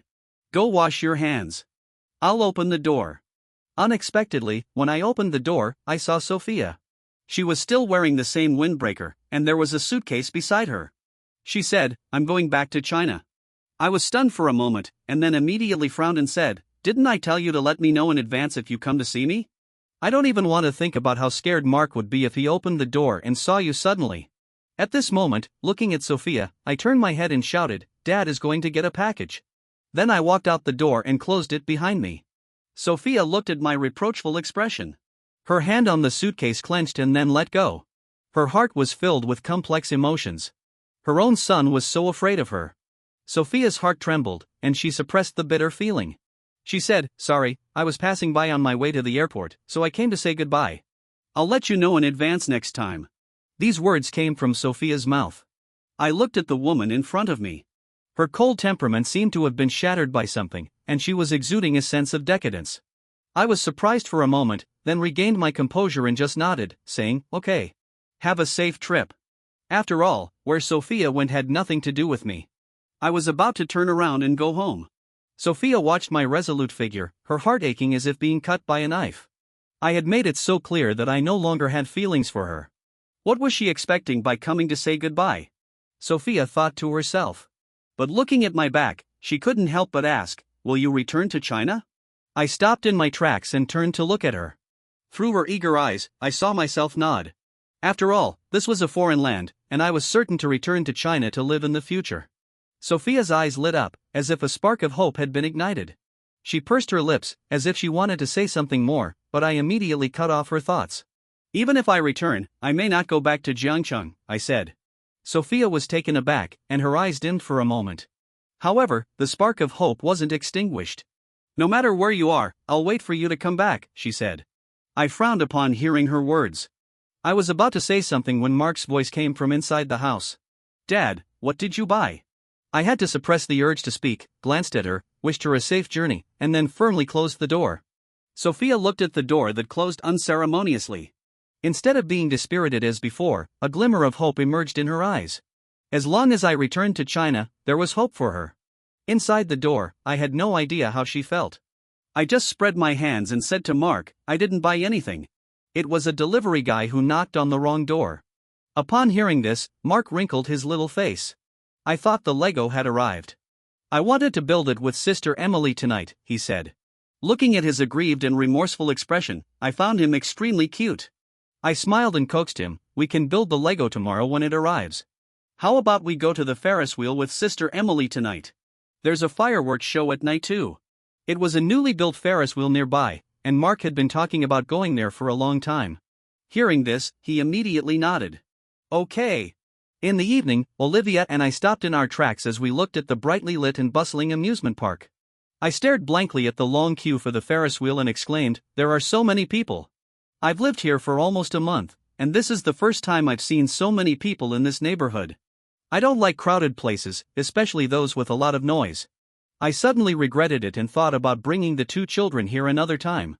But Olivia grabbed my arm and said, "It's okay. The queue moves fast. It'll be our turn soon." I looked into her gentle eyes, hesitated for a moment, and then Mark tugged at my clothes. "Dad, I want to play," he said. I looked down and met two pairs of watery eyes staring straight at me, filled with longing. I could only nod reluctantly and sigh. "All right," I said. Mark immediately beamed with joy, rubbed his face against my hand, and coquettishly said, "Dad is the best." Seeing this, I could only smile and pinch his chubby cheek. "You're the only one who knows how to make me happy." Olivia looked at me in the dim yellow light, my smile serene and my eyes clear. She couldn't help but smile too. As if to hide it, she tucked her hair behind her ear and then met Emily's knowing eyes. Olivia was startled. She saw Emily look at me, then at her, nod, and then calmly look away, as if she approved of Olivia's choice. Olivia suddenly laughed and ruffled Emily's golden hair without saying a word. This little girl was meddling in her affairs. The queue did move quickly. In half an hour, we got on the Ferris wheel. The cabin slowly ascended. Mark and Emily sat together, while Olivia and I sat opposite them. This wasn't Mark's first time on a Ferris wheel, but it was his first time seeing the night view of Boston. He pressed his face against the window, looking out with wonder. The night was gloomy, and the bright moonlight spilled onto the ground, casting a silver glow over everything. Not far away was the brightly lit and bustling town, with row upon row of tall buildings dazzling the eyes. Mark couldn't help but gasp in admiration. Emily also looked out, lost in thought as she stared at the moon in the distance. Seeing how much the two children liked the view, I smiled and turned to look at Olivia. At that moment, I noticed something was wrong. Olivia's lips were pale, and her hands tightly grasped the seatbelt around her waist. Although she still had her usual gentle smile, her body was stiff. She even deliberately avoided looking out of the side windows, only looking straight ahead, as if we weren't in a Ferris wheel cabin but on a steel wire tens of thousands of meters high. I leaned closer to Olivia and whispered, "Are you afraid of heights?" Olivia glanced at me quickly, then lowered her head. "A little," she said. This made me realize why Olivia was so worried about Emily yet still let her fly alone. I couldn't help but blame myself. It's my fault. If I had known you were afraid, I shouldn't have let you come. Olivia took a deep breath and smiled gently. It's okay. I underestimated the Ferris wheel and overestimated myself. As she spoke, she took deep breaths to relieve her emotions. The next second, I took off Olivia's glasses. Would it be better if you can't see clearly? I asked. I was so close that it made Olivia flustered, and she didn't answer my question. Seeing that her face had become a bit rosier, I thought it was working. I smiled and was about to guide her to take deep breaths to soothe her emotions when the cabin suddenly shook and stopped at the highest point. All four of us were stunned. Olivia was startled and instinctively grabbed my hand. Mark also shouted, "Dad, it's dark down there. Is there a power outage?" Olivia's grip tightened even more upon hearing this. I immediately held her hand back and comforted her, "No, it's going to." Before I could finish, a spark cut through the night sky. With a whooshing sound, it exploded outside the window. Mark shouted, "It's fireworks." Fireworks rose into the sky one after another and exploded, like blooming flowers under the moonlight, exuding a captivating charm. Mark happily leaned forward, watching the fireworks burst, his eyes filled with excitement. He even pulled Emily along, clasped his hands together in front of the fireworks, and said, "Wishes made under the fireworks are the most likely to come true. Quick, let's do it together." Emily looked at Mark's excited appearance, hesitated for a moment, and then closed her eyes. I didn't know what wish she made. When she opened her eyes, a hint of sorrow like a sigh flashed in her eyes. I didn't have time to pay attention to the two children making wishes. I was only worried about taking care of the patient beside me. I held Olivia's hand tightly, as if giving her comfort and strength. I also guided her to take deep breaths and pointed at the fireworks outside the window, trying to distract her. "Look, the fireworks are beautiful, aren't they?" After I finished speaking, I realized that Olivia's glasses were still in my hand. I quickly took them out, wanting to put them on for her. "Sorry, I forgot the glasses were still with me. You can't see clearly, right? I'll put them on for you now." Olivia said, "I can see." She stopped my hand, smiled with a hint of playfulness, and whispered in my ear, "I'm not nearsighted. These glasses are for anti-blue light." As soon as she finished speaking, my ears turned bright red in an instant. I bit my lip in embarrassment. "Ha, I thought you were nearsighted." Olivia saw my shy look and quickly stopped smiling. She looked at me gently. "It's okay," she said softly. Her warm breath seemed to spray on my neck. "Your comfort really helps." I was stunned. I turned my head and looked into her deep eyes. Without the cover of glasses, I realized that Olivia had a pair of extremely alluring eyes, with the outer corners slightly upturned and a barely noticeable mole under her eyes. The fireworks blooming in the sky were reflected in her eyes, like twinkling stars all over the sky, exuding a captivating beauty. I was almost lost in Olivia's eyes. The sound of the fireworks around me suddenly faded away, and the world seemed to quiet down, leaving only the sound of my heartbeat, thumping like a drum against my eardrums. It was not until Mark called me, "Dad, you and Ms. Olivia should make a wish too," that I came back to my senses. Looking at Mark's anxious expression, I quickly let go of Olivia's hand, turned to look at the fireworks outside the window, and subconsciously closed my eyes. I didn't know what wish I made. All I could remember was Olivia's gentle eyes filling my mind, and the sound of my heartbeat roaring like spring thunder in my ears. It was not until the fireworks ended that I returned to normal. The Ferris wheel slowly descended, and Olivia's face looked much better. She didn't seem as scared as before. As for me, I didn't know what I was thinking, and I didn't dare to look at Olivia. There was a faint sense of awkwardness between us. Perhaps only I felt this way, as Olivia seemed as calm as ever. We played with the children nearby for a while longer. Mark played so hard that he fell asleep in Olivia's arms on the way back. Emily was also a bit tired and obediently followed the two of us home. The moonlight was cool, filtering through the gaps in the leaves and shining on the path ahead. The streetlights illuminated the way home. In the quiet night, the only sound was the soft crunching of leaves under our feet. It was so quiet that it seemed to be torturing our nerves. The silence made me keep thinking about what had happened on the Ferris wheel. I pursed my lips, wanting to say something, but Olivia spoke first. "Christmas is coming. Do you want to go to Iceland to see the aurora? I was taken aback. I looked at Olivia, my eyes filled with shock and confusion. Why are you suddenly bringing this up? I asked. It wasn't just me being shocked. Anyone would be surprised to suddenly hear about a travel plan a month later on the way home from a Ferris wheel ride. I looked at Olivia with a puzzled expression. Olivia also felt that her proposal was too sudden. She smiled apologetically and then said, I really just thought of it suddenly. She looked at me. In the dim yellow streetlight and moonlight, she saw my bright and watery eyes. It reminded her of the moment on the Ferris wheel when the brilliant fireworks not only reflected in her deep eyes but also illuminated me as I made a wish. My expression was hidden in the shadows of the night, making it hard to see clearly. All that could be seen was my pious hands clasped together. The next second, the fireworks suddenly exploded, and the colorful lights lit up my face, as if a person who had been color blind from birth was seeing a full color world for the first time. Olivia's eyes brightened, and her heart suddenly skipped a beat. Olivia's eyelashes drooped softly. The outer corners of her eyes and the tips of her ears were tinged with a shy blush. Her brows were relaxed, and she looked so holy that one wouldn't dare to offend her. After getting off the Ferris wheel, seeing that I was still immersed in the moment and couldn't snap out of it, she thought of going to see the aurora. It is said that wishes made under the aurora will be fulfilled by the whole universe, she said with a smile, looking at me. I guess you'll like it. Looking at her confident smile, I couldn't help but smile too. After that, I nodded. Indeed, I've always wanted to see the aurora. I thought of my parents. After I was admitted to university, they resigned from their jobs at the hospital and became Doctors Without Borders. On my 20th birthday, they sent me a video. They were singing happy birthday to me under the aurora in Iceland. The silent night and ice field, the gorgeous and dreamy aurora, were like the Milky Way descending to the earth. At that time, I had the urge to see the aurora with my own eyes. But later, I was busy with my studies, then had a child, and was chasing after Sophia, working hard on the front line. I never got the chance to go. Now, hearing Olivia's invitation, I almost didn't hesitate and directly nodded. Okay, during the Christmas vacation, we'll take Mark and Emily to see it together. Olivia smiled gently upon hearing this. In the lonely night, under the moonlight, a faint warmth was spreading. Emily glanced at us, then turned her head, lost in thought. The autumn wind blew away the leaves, and soon snow began to fall. The Christmas vacation arrived as scheduled.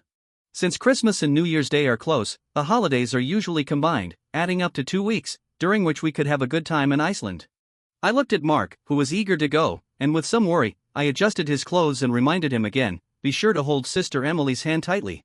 If you get lost or need help, look for someone in uniform. Remember? Remembered.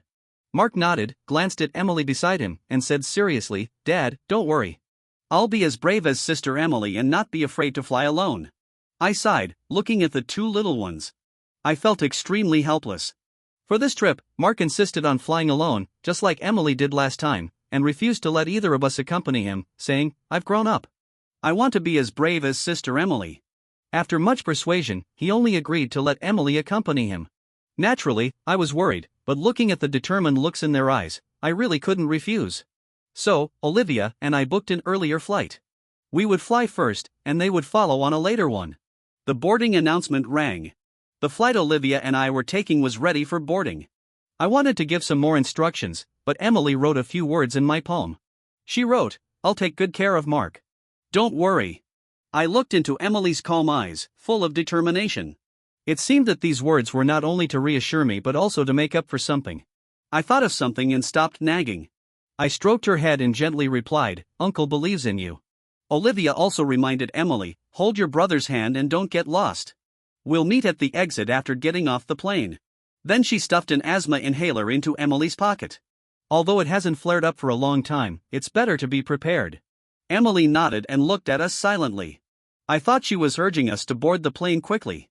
Just as I was about to leave with Olivia, Emily tilted her head, looked at me, and then made a few gestures to Olivia. Olivia was stunned for a moment, then laughed as if in helplessness. She stroked Emily's head and said something in German. The sign language was a bit complicated, and I couldn't understand it well, but I clearly heard the German words, which were probably a nickname for a naughty child. Just as I was wondering, the boarding announcement rang again, urging us to board. Mark also waved and said, Dad, you go first. I'm sure I can take good care of Sister and myself. He was a head shorter than Emily, yet he said such things, which made me laugh. I tapped Mark's nose and said with a smile, "Just take care of yourself. You're not even half as big as her, yet you want to take care of your sister?" After saying this, I felt a bit more at ease. I said goodbye to them and then turned towards the boarding gate. After getting on the plane, I suddenly remembered the gestures Emily made earlier. I couldn't help but ask Olivia, "What did Emily say to you just now?" Olivia looked at me, seeing the confusion in my eyes. For some reason, she changed what she was going to say and said, "She knows I'm afraid of heights and asked you to take care of me." My attention was immediately diverted. I looked at her face and asked nervously, "Are you okay now?" Before the trip, I had asked Olivia, and she had smiled and said, "As long as I don't sit by the window, it's not a big deal." I was skeptical at that time, and now I was even more worried, looking at her with concern. Olivia felt warm seeing my worried look.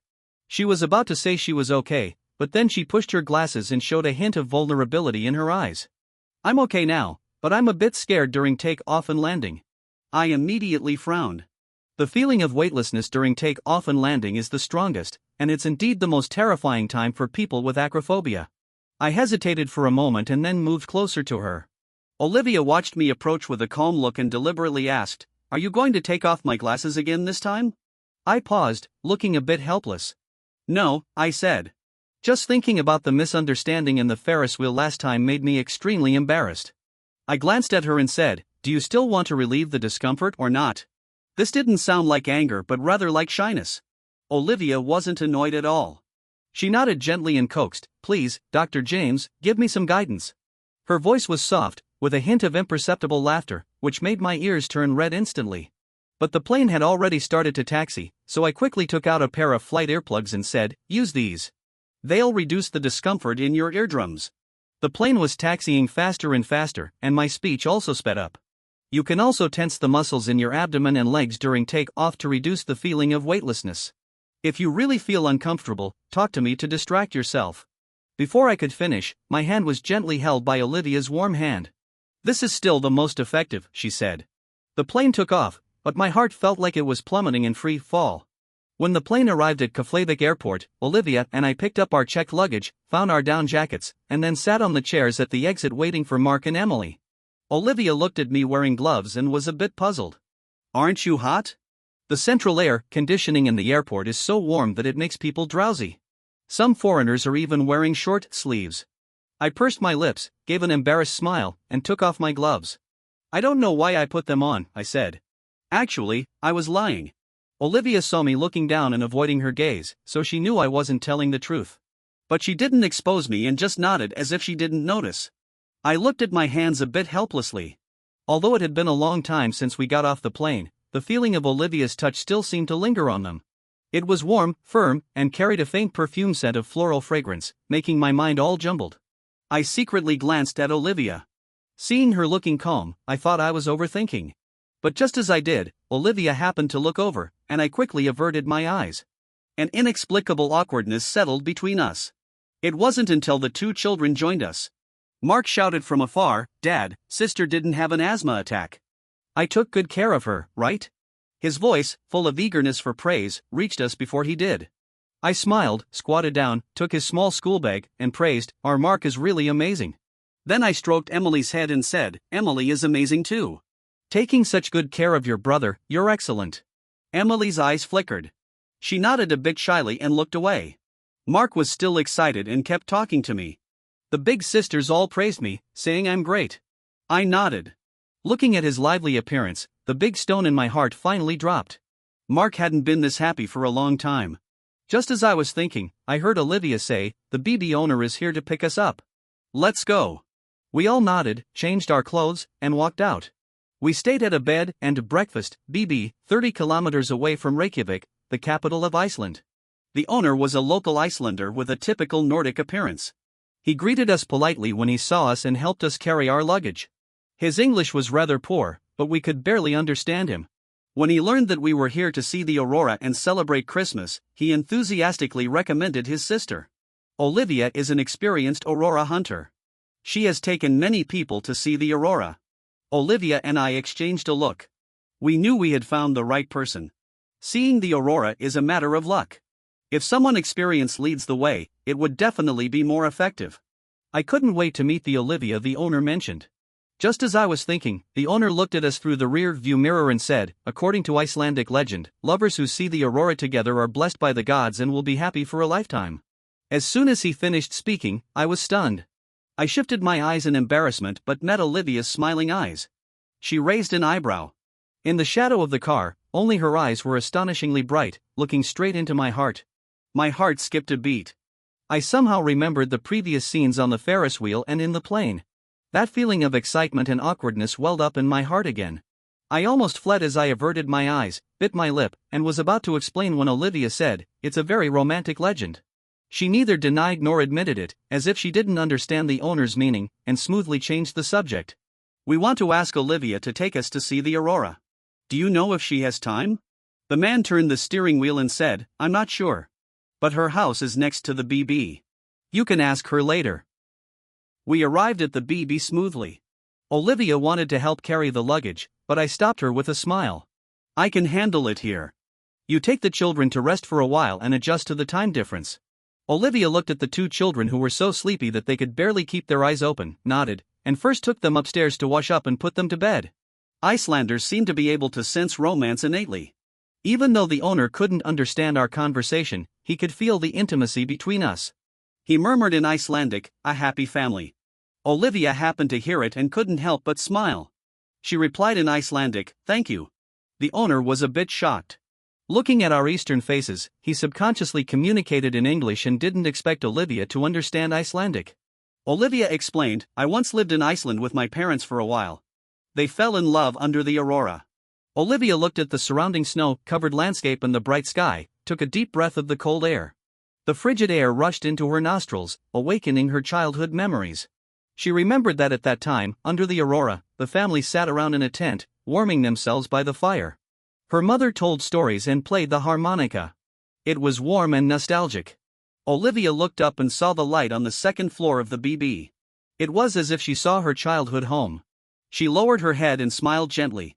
After a day of rest, we put on our gear and got into the Aurora Hunter Olivia's car at 3 a.m. Olivia was a tall and strong woman, only half a head shorter than me.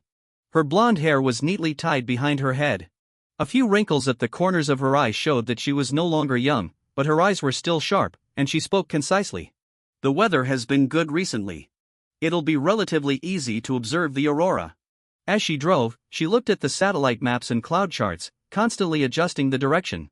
The night was pitch black, like a thick fog engulfing the car. The only thing that made us feel safe was the ice field illuminated by the car lights, with the rugged outline of the distant snow-capped mountains faintly visible. I was amazed at the uncanny workmanship of nature, but I was also worried about the two children. I turned my head to see if Mark was scared or cold, but he was looking out of the window with excitement, not discouraged at all even though he could hardly see anything. He asked Olivia, "How much longer?" Olivia glanced at him, turned the steering wheel, and stepped on the gas. "Half an hour." Half an hour later, we reached the first observation point, but were told that the wind direction had changed, and the hope of seeing the aurora here was slim. We moved to 2 more places in succession. By the time we reached the third observation point, everyone had given up hope of seeing the aurora. The wind on the ice field was piercingly cold. I asked Mark and Emily to wait in the car while Olivia and I got out first. Looking at the pitch-black sky with only stars twinkling, it made people feel lonely. I exhaled, rubbed my frozen hands, and looked up in the direction where the aurora might appear. My eyes were full of disappointment. The aurora is a rare sight, and it seemed I wouldn't be able to see it this time. Just as I was thinking, a strong fragrance suddenly came from beside me. I turned my head and saw Olivia putting a cup of hot cocoa into my hand. "Drink this to warm yourself up," she said. I thanked her, took a sip, and felt warmth spreading through my body. Olivia noticed my disappointment and comforted me, "We will definitely see the aurora." I just took it as a consolation, smiled, and lowered my eyes. Even Olivia said, "It's not certain." "How can you be so sure?" She said softly, "Because of you." Olivia's voice was gentle, but it made my heart tremble. I stared at her blankly. In her deep eyes, I saw deep, intense love, like the colorful starlight. I was about to say something when Mark and Emily ran over. Mark shouted, the aurora is here." The blue-green light was like ink splashed by a painter, casually trailing beautiful colors across the sky, dotted with a few bright stars. The dazzling light and the starlight spread across the horizon, making it impossible to look away. I looked at the colorful aurora, my eyes filled with obsession. It was as if I saw the end of the world and caught a glimpse of the vastness and greatness of the universe. The scenery was so beautiful that I was completely absorbed in it and didn't notice that Olivia beside me had blazing eyes. The aurora was my scenery, while I was Olivia's scenery. Under the star-lit night sky, my eyes seemed to contain the universe, making it impossible for her to look away. It was not until a slightly hoarse whisper brought our attention back. "Mom!" It was Emily. Mark heard it first and looked at Emily, who was lost in the sight of the aurora, in surprise. "Sister Emily, you can talk?" Mark's exclamation made Olivia and me quickly gather around. My eyes were full of shock. I knew that Emily refused to talk because of post-traumatic stress, but I didn't know that this stress was related to the aurora. Just as I was about to say something, a cold wind blew. The next second, a violent cough came from Emily's mouth. Her chest heaved violently, her face turned red instantly, and a sense of suffocation welled up. But she still seemed possessed, her eyes staring straight at the aurora, not willing to look away. I was stunned for a second before I realized it was an asthma attack. I wanted to rush to the car to get the asthma medicine. But Olivia seemed to have expected it. She quickly stepped forward, took out the inhaler from her pocket, and sprayed it into Emily's mouth. "Take a deep breath," she said. She held Emily's head firmly to prevent her from struggling and gently reminded her to breathe steadily. Mark and I stood in front of her, blocking the cold wind on the ice field for her. I explained to Olivia, who was nervously approaching, "It's an asthma attack caused by the cold air." Olivia nodded. She not only took the initiative to block the wind but also handed the hot water in her hand to Emily. Emily took it and took a sip, and finally recovered completely. Her breathing was stable. Except for a bit of redness on her ears, it was almost impossible to tell that she had been gasping for breath just now. Mark came up to Emily, looking both curious and happy. "Sister Emily, your voice is so nice." His eyes were clear and innocent. Emily felt warm in her heart. She pursed her lips and said, "Thank you, Mark." It was a good thing that Emily could talk again. Looking at Mark jumping around Emily, I also smiled happily. I remembered that before the trip, Olivia said that going to see the aurora was also to stimulate Emily because Emily's parents and younger brother had died in a fire in a house on the way to see the aurora. Emily had escaped because she was out. The aurora had always been a hurdle in her heart. Now that she could see it and face the past, she could speak. It seemed that our goal had been achieved. Just as I was thinking, I unconsciously turned my head to see where Olivia was. Unexpectedly, I met a pair of bright and deep eyes. Olivia wasn't wearing glasses, and her eyes were so beautiful that they were captivating, making me unable to resist being drawn in. I was stunned for a moment. Just as I was about to say something, Olivia put her finger to her lips, motioning for me to be quiet, and then looked down at her phone. I was wondering when, the next second, Olivia looked up at me, with a bright smile and sincere eyes. "It's midnight on December 25th, Beijing time. Happy birthday, James." The starry sky served as her backdrop. In her eyes, I saw the aurora, the snow-capped mountains, and myself. It took me a while to come back to my senses. Just as I was about to say something, my phone rang. I instinctively picked it up and saw it was Sophia. I hesitated for a moment, gave Olivia an apologetic smile, and then turned to answer the phone. Since that separation, Sophia had called a few times. Mark already knew that Sophia wouldn't take him away, so he wasn't afraid of answering the phone anymore. But he didn't talk much and always ended the call hastily. I also seldom chatted with her. Every time I talked for a few words and then gave the phone to Mark. Now that she called suddenly, there must be something important. When I answered the phone, the first thing I heard was Sophia's low voice. "Happy birthday, James." Her voice was clear, but there was an unmistakable tiredness. I could even hear the noise of the hospital in the background. I almost immediately realized that she must have been working continuously for a long time and deliberately called at this time. After hanging up, she might have a surgery or a meeting. My heart skipped a beat. Despite being far across the ocean, she called in the early morning just to say happy birthday. In the past, I would have been extremely touched. After all, in all those years, Sophia had never celebrated my birthday with me. Now, I only felt calm. I could even think absurdly that Sophia actually knew my birthday. I looked up and couldn't help but laugh at myself. But when I spoke, my voice was distant and polite. "Thank you. It's kind of you to remember." Sophia said, "It's no trouble." Sophia almost said it eagerly. Her guilt and remorse were never hidden, nor was her kindness to me and the child. Sophia didn't even expect to get back together. She just wanted to do her best to be a little better to me, even better, and hopefully make up for those previous years. But I didn't give Sophia this chance. If there's nothing else, I'll hang up. Sophia said, wait. There seemed to be a pause on the other side before she said, I bought gifts for you and Mark. Are you convenient to sign for them? I told her truthfully, we're on vacation. We won't be back until after Christmas. After saying that, I was about to hang up when I heard Sophia's voice tremble. We haven't talked on the phone for a long time. Don't you have anything to ask me? Her tone was flat, but I could hear a hint of imperceptible pleading. I frowned. I had no feelings for her anymore. I'm not interested in your affairs. As if afraid she would misunderstand again, I reiterated, the only connection between us is the child. Just take care of him. You don't need to worry about me. There was a moment of silence on the other end of the phone, only the howling wind in my ears. Just as I thought Sophia wouldn't say anything more and was about to hang up, I heard a soft, almost trembling question. Do you have someone you like? My breath caught. For some reason, I thought of Olivia, her bright eyes under the fireworks and the aurora.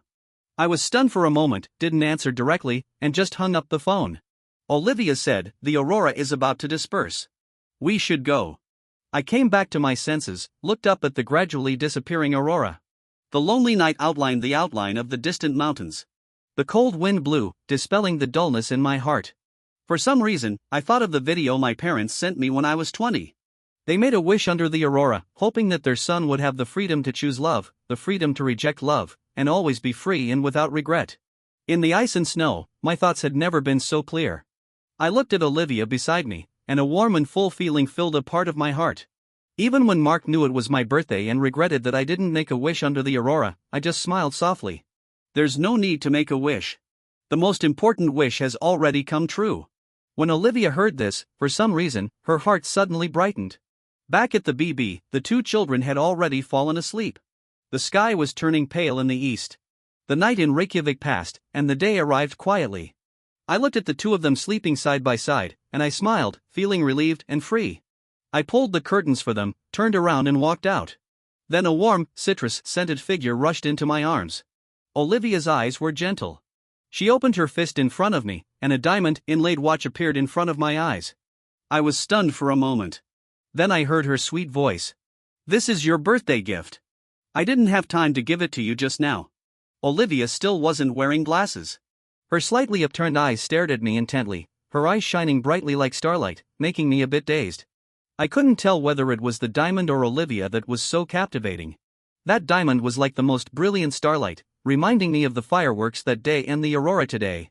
I hesitated for a moment, thinking the gift was too expensive, and was about to refuse. Olivia took the initiative to say, don't feel burdened. This is my gift to you. I just want you to be happy. I looked at her gentle eyes and my heart moved. I smiled and said, okay, then I'll take it.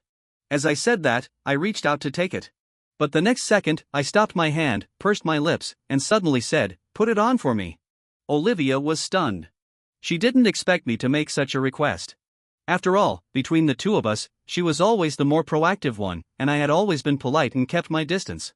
Even the words she said under the aurora today, she was worried that it might have scared me, and she had been hesitating to ask for a response. Now that I took the initiative to ask her to put on the watch for me, was it a good sign? Olivia's heart skipped a beat. She felt that she might be close to the answer she wanted. Seeing me extend my bare arm, a subtle glint flickered in Olivia's eyes. She pursed her lips, struggling to contain her excitement. Her hands, steady as a surgeon's entering the operating room, moved closer, encircling my arm to fasten the watch. The proximity was intense.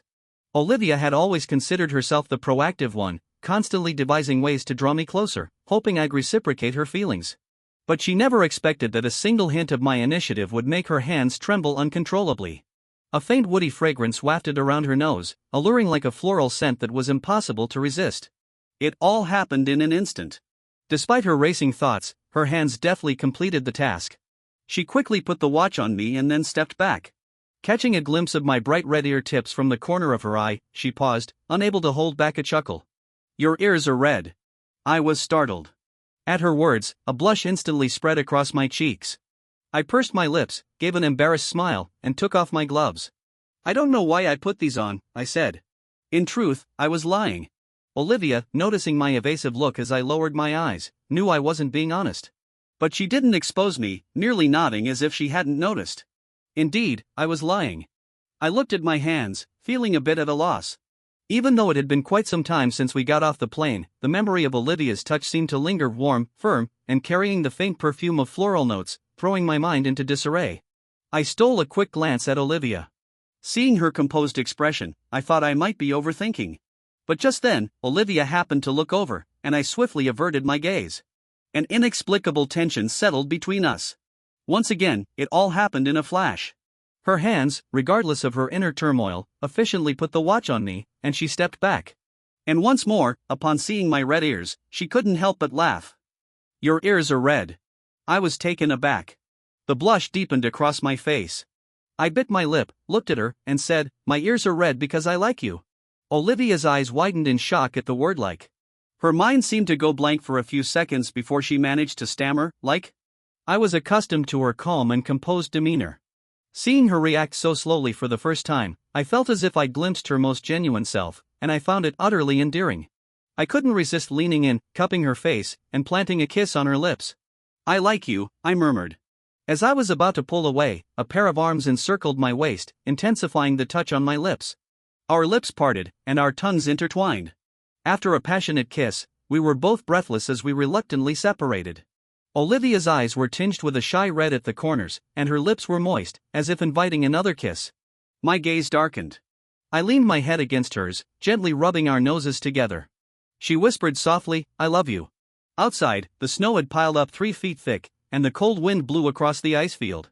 But inside, it was as warm as spring, and lovers exchanged a tender kiss. In the realm of adult love, the period of ambiguity is often the slowest. Once feelings are confirmed, it's like drywood meeting fire, and everything unfolds naturally. The trip to Iceland came to an end, and the 4 of us returned home. The 2 children adapted well. Even after getting back, Mark, still full of energy, ran up to me with a smile. "Dad, should I call Aunt Olivia Mom now?" he asked. I felt a bit helpless. Judging from his mischievous eyes, I knew he was doing it on purpose. I was about to tug at his little ear as a reprimand when the doorbell rang. Olivia quickly shielded Mark. "Mark was just kidding. You go answer the door." "I'll talk to him," she said. I retracted my hand, sparing Mark, and went to open the door. Standing outside was someone I least expected, Sophia. I was taken aback, wondering what she was doing here. Just as I was about to ask, I felt a warmth behind me. Olivia came up and casually wrapped her arm around mine, standing beside me in an affectionate manner. Sophia's face changed the moment she saw us. "We're together," I said. Sophia watched the intimate exchange between us, her heart sinking. The fatigue and exhaustion from working long hours to squeeze in this trans-oceanic flight couldn't compare to the pain this simple gesture inflicted. It felt as if her heart was being clenched, a sour and dull pain filling her chest. No matter how many times we'd said it's over in the past, her determination had never wavered. But now, Sophia truly realized that I had moved on, and she was the only one left behind.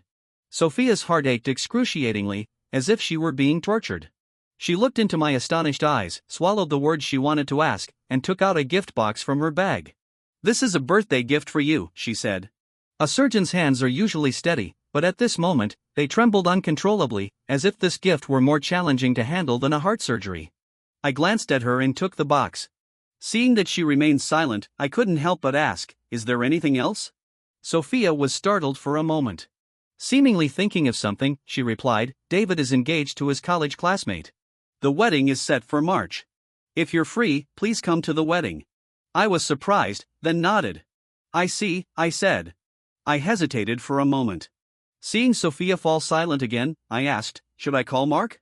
"You too." Sophia replied, "No need." Sophia pursed her lips, picked up her bag, and was about to leave. "We can talk about it another time. I have work to do and can't stay long," she said. Then she turned and left, leaving Olivia and me speechless, staring at her retreating figure, filled with confusion. Sophia had crossed 8 time zones and endured a flight of over 10 hours just to deliver a gift. Olivia, seeing her suddenly weary figure, understood exactly why she left in a hurry. She pushed her glasses up, closed the door, and said, "Don't worry about her. We haven't unpacked yet." With that, Olivia gently kissed me on the lips, then led me towards the living room. "Let's unpack, and then we'll go to that Chinese restaurant to celebrate your birthday belatedly." "Okay." Before I could respond, Mark and Emily eagerly looked up and answered in unison. Looking at the much brighter Emily and the beaming Mark, I couldn't help but laugh. No one could have predicted that such warm scenes would become a regular part of our lives in the future. Finally, on the day I graduated from Harvard Medical School, I knelt on one knee. In the midst of a sea of flowers and under the envious gazes of everyone, Olivia said I do. Everything unfolded smoothly. Emily tilted her head and sweetly called me uncle-in-law, while Mark unreservedly threw himself into Olivia's arms, shouting, "Mom." I looked at Mark's excited expression and smiled tenderly. Olivia saw this scene, strode over, and hugged me tightly. "Mr. James, I will love you forever for the rest of my life," she said. The last time she'd expressed her love so passionately was in the ice and snow of Iceland. This time, it was in the bright sunlight of Boston. I didn't hesitate to hug her back. "I love you too," I said. Emily lowered her eyes and gently covered Mark's eyes. In the long rays of sunlight, in the warm sunshine, Olivia and I shared a long, passionate kiss.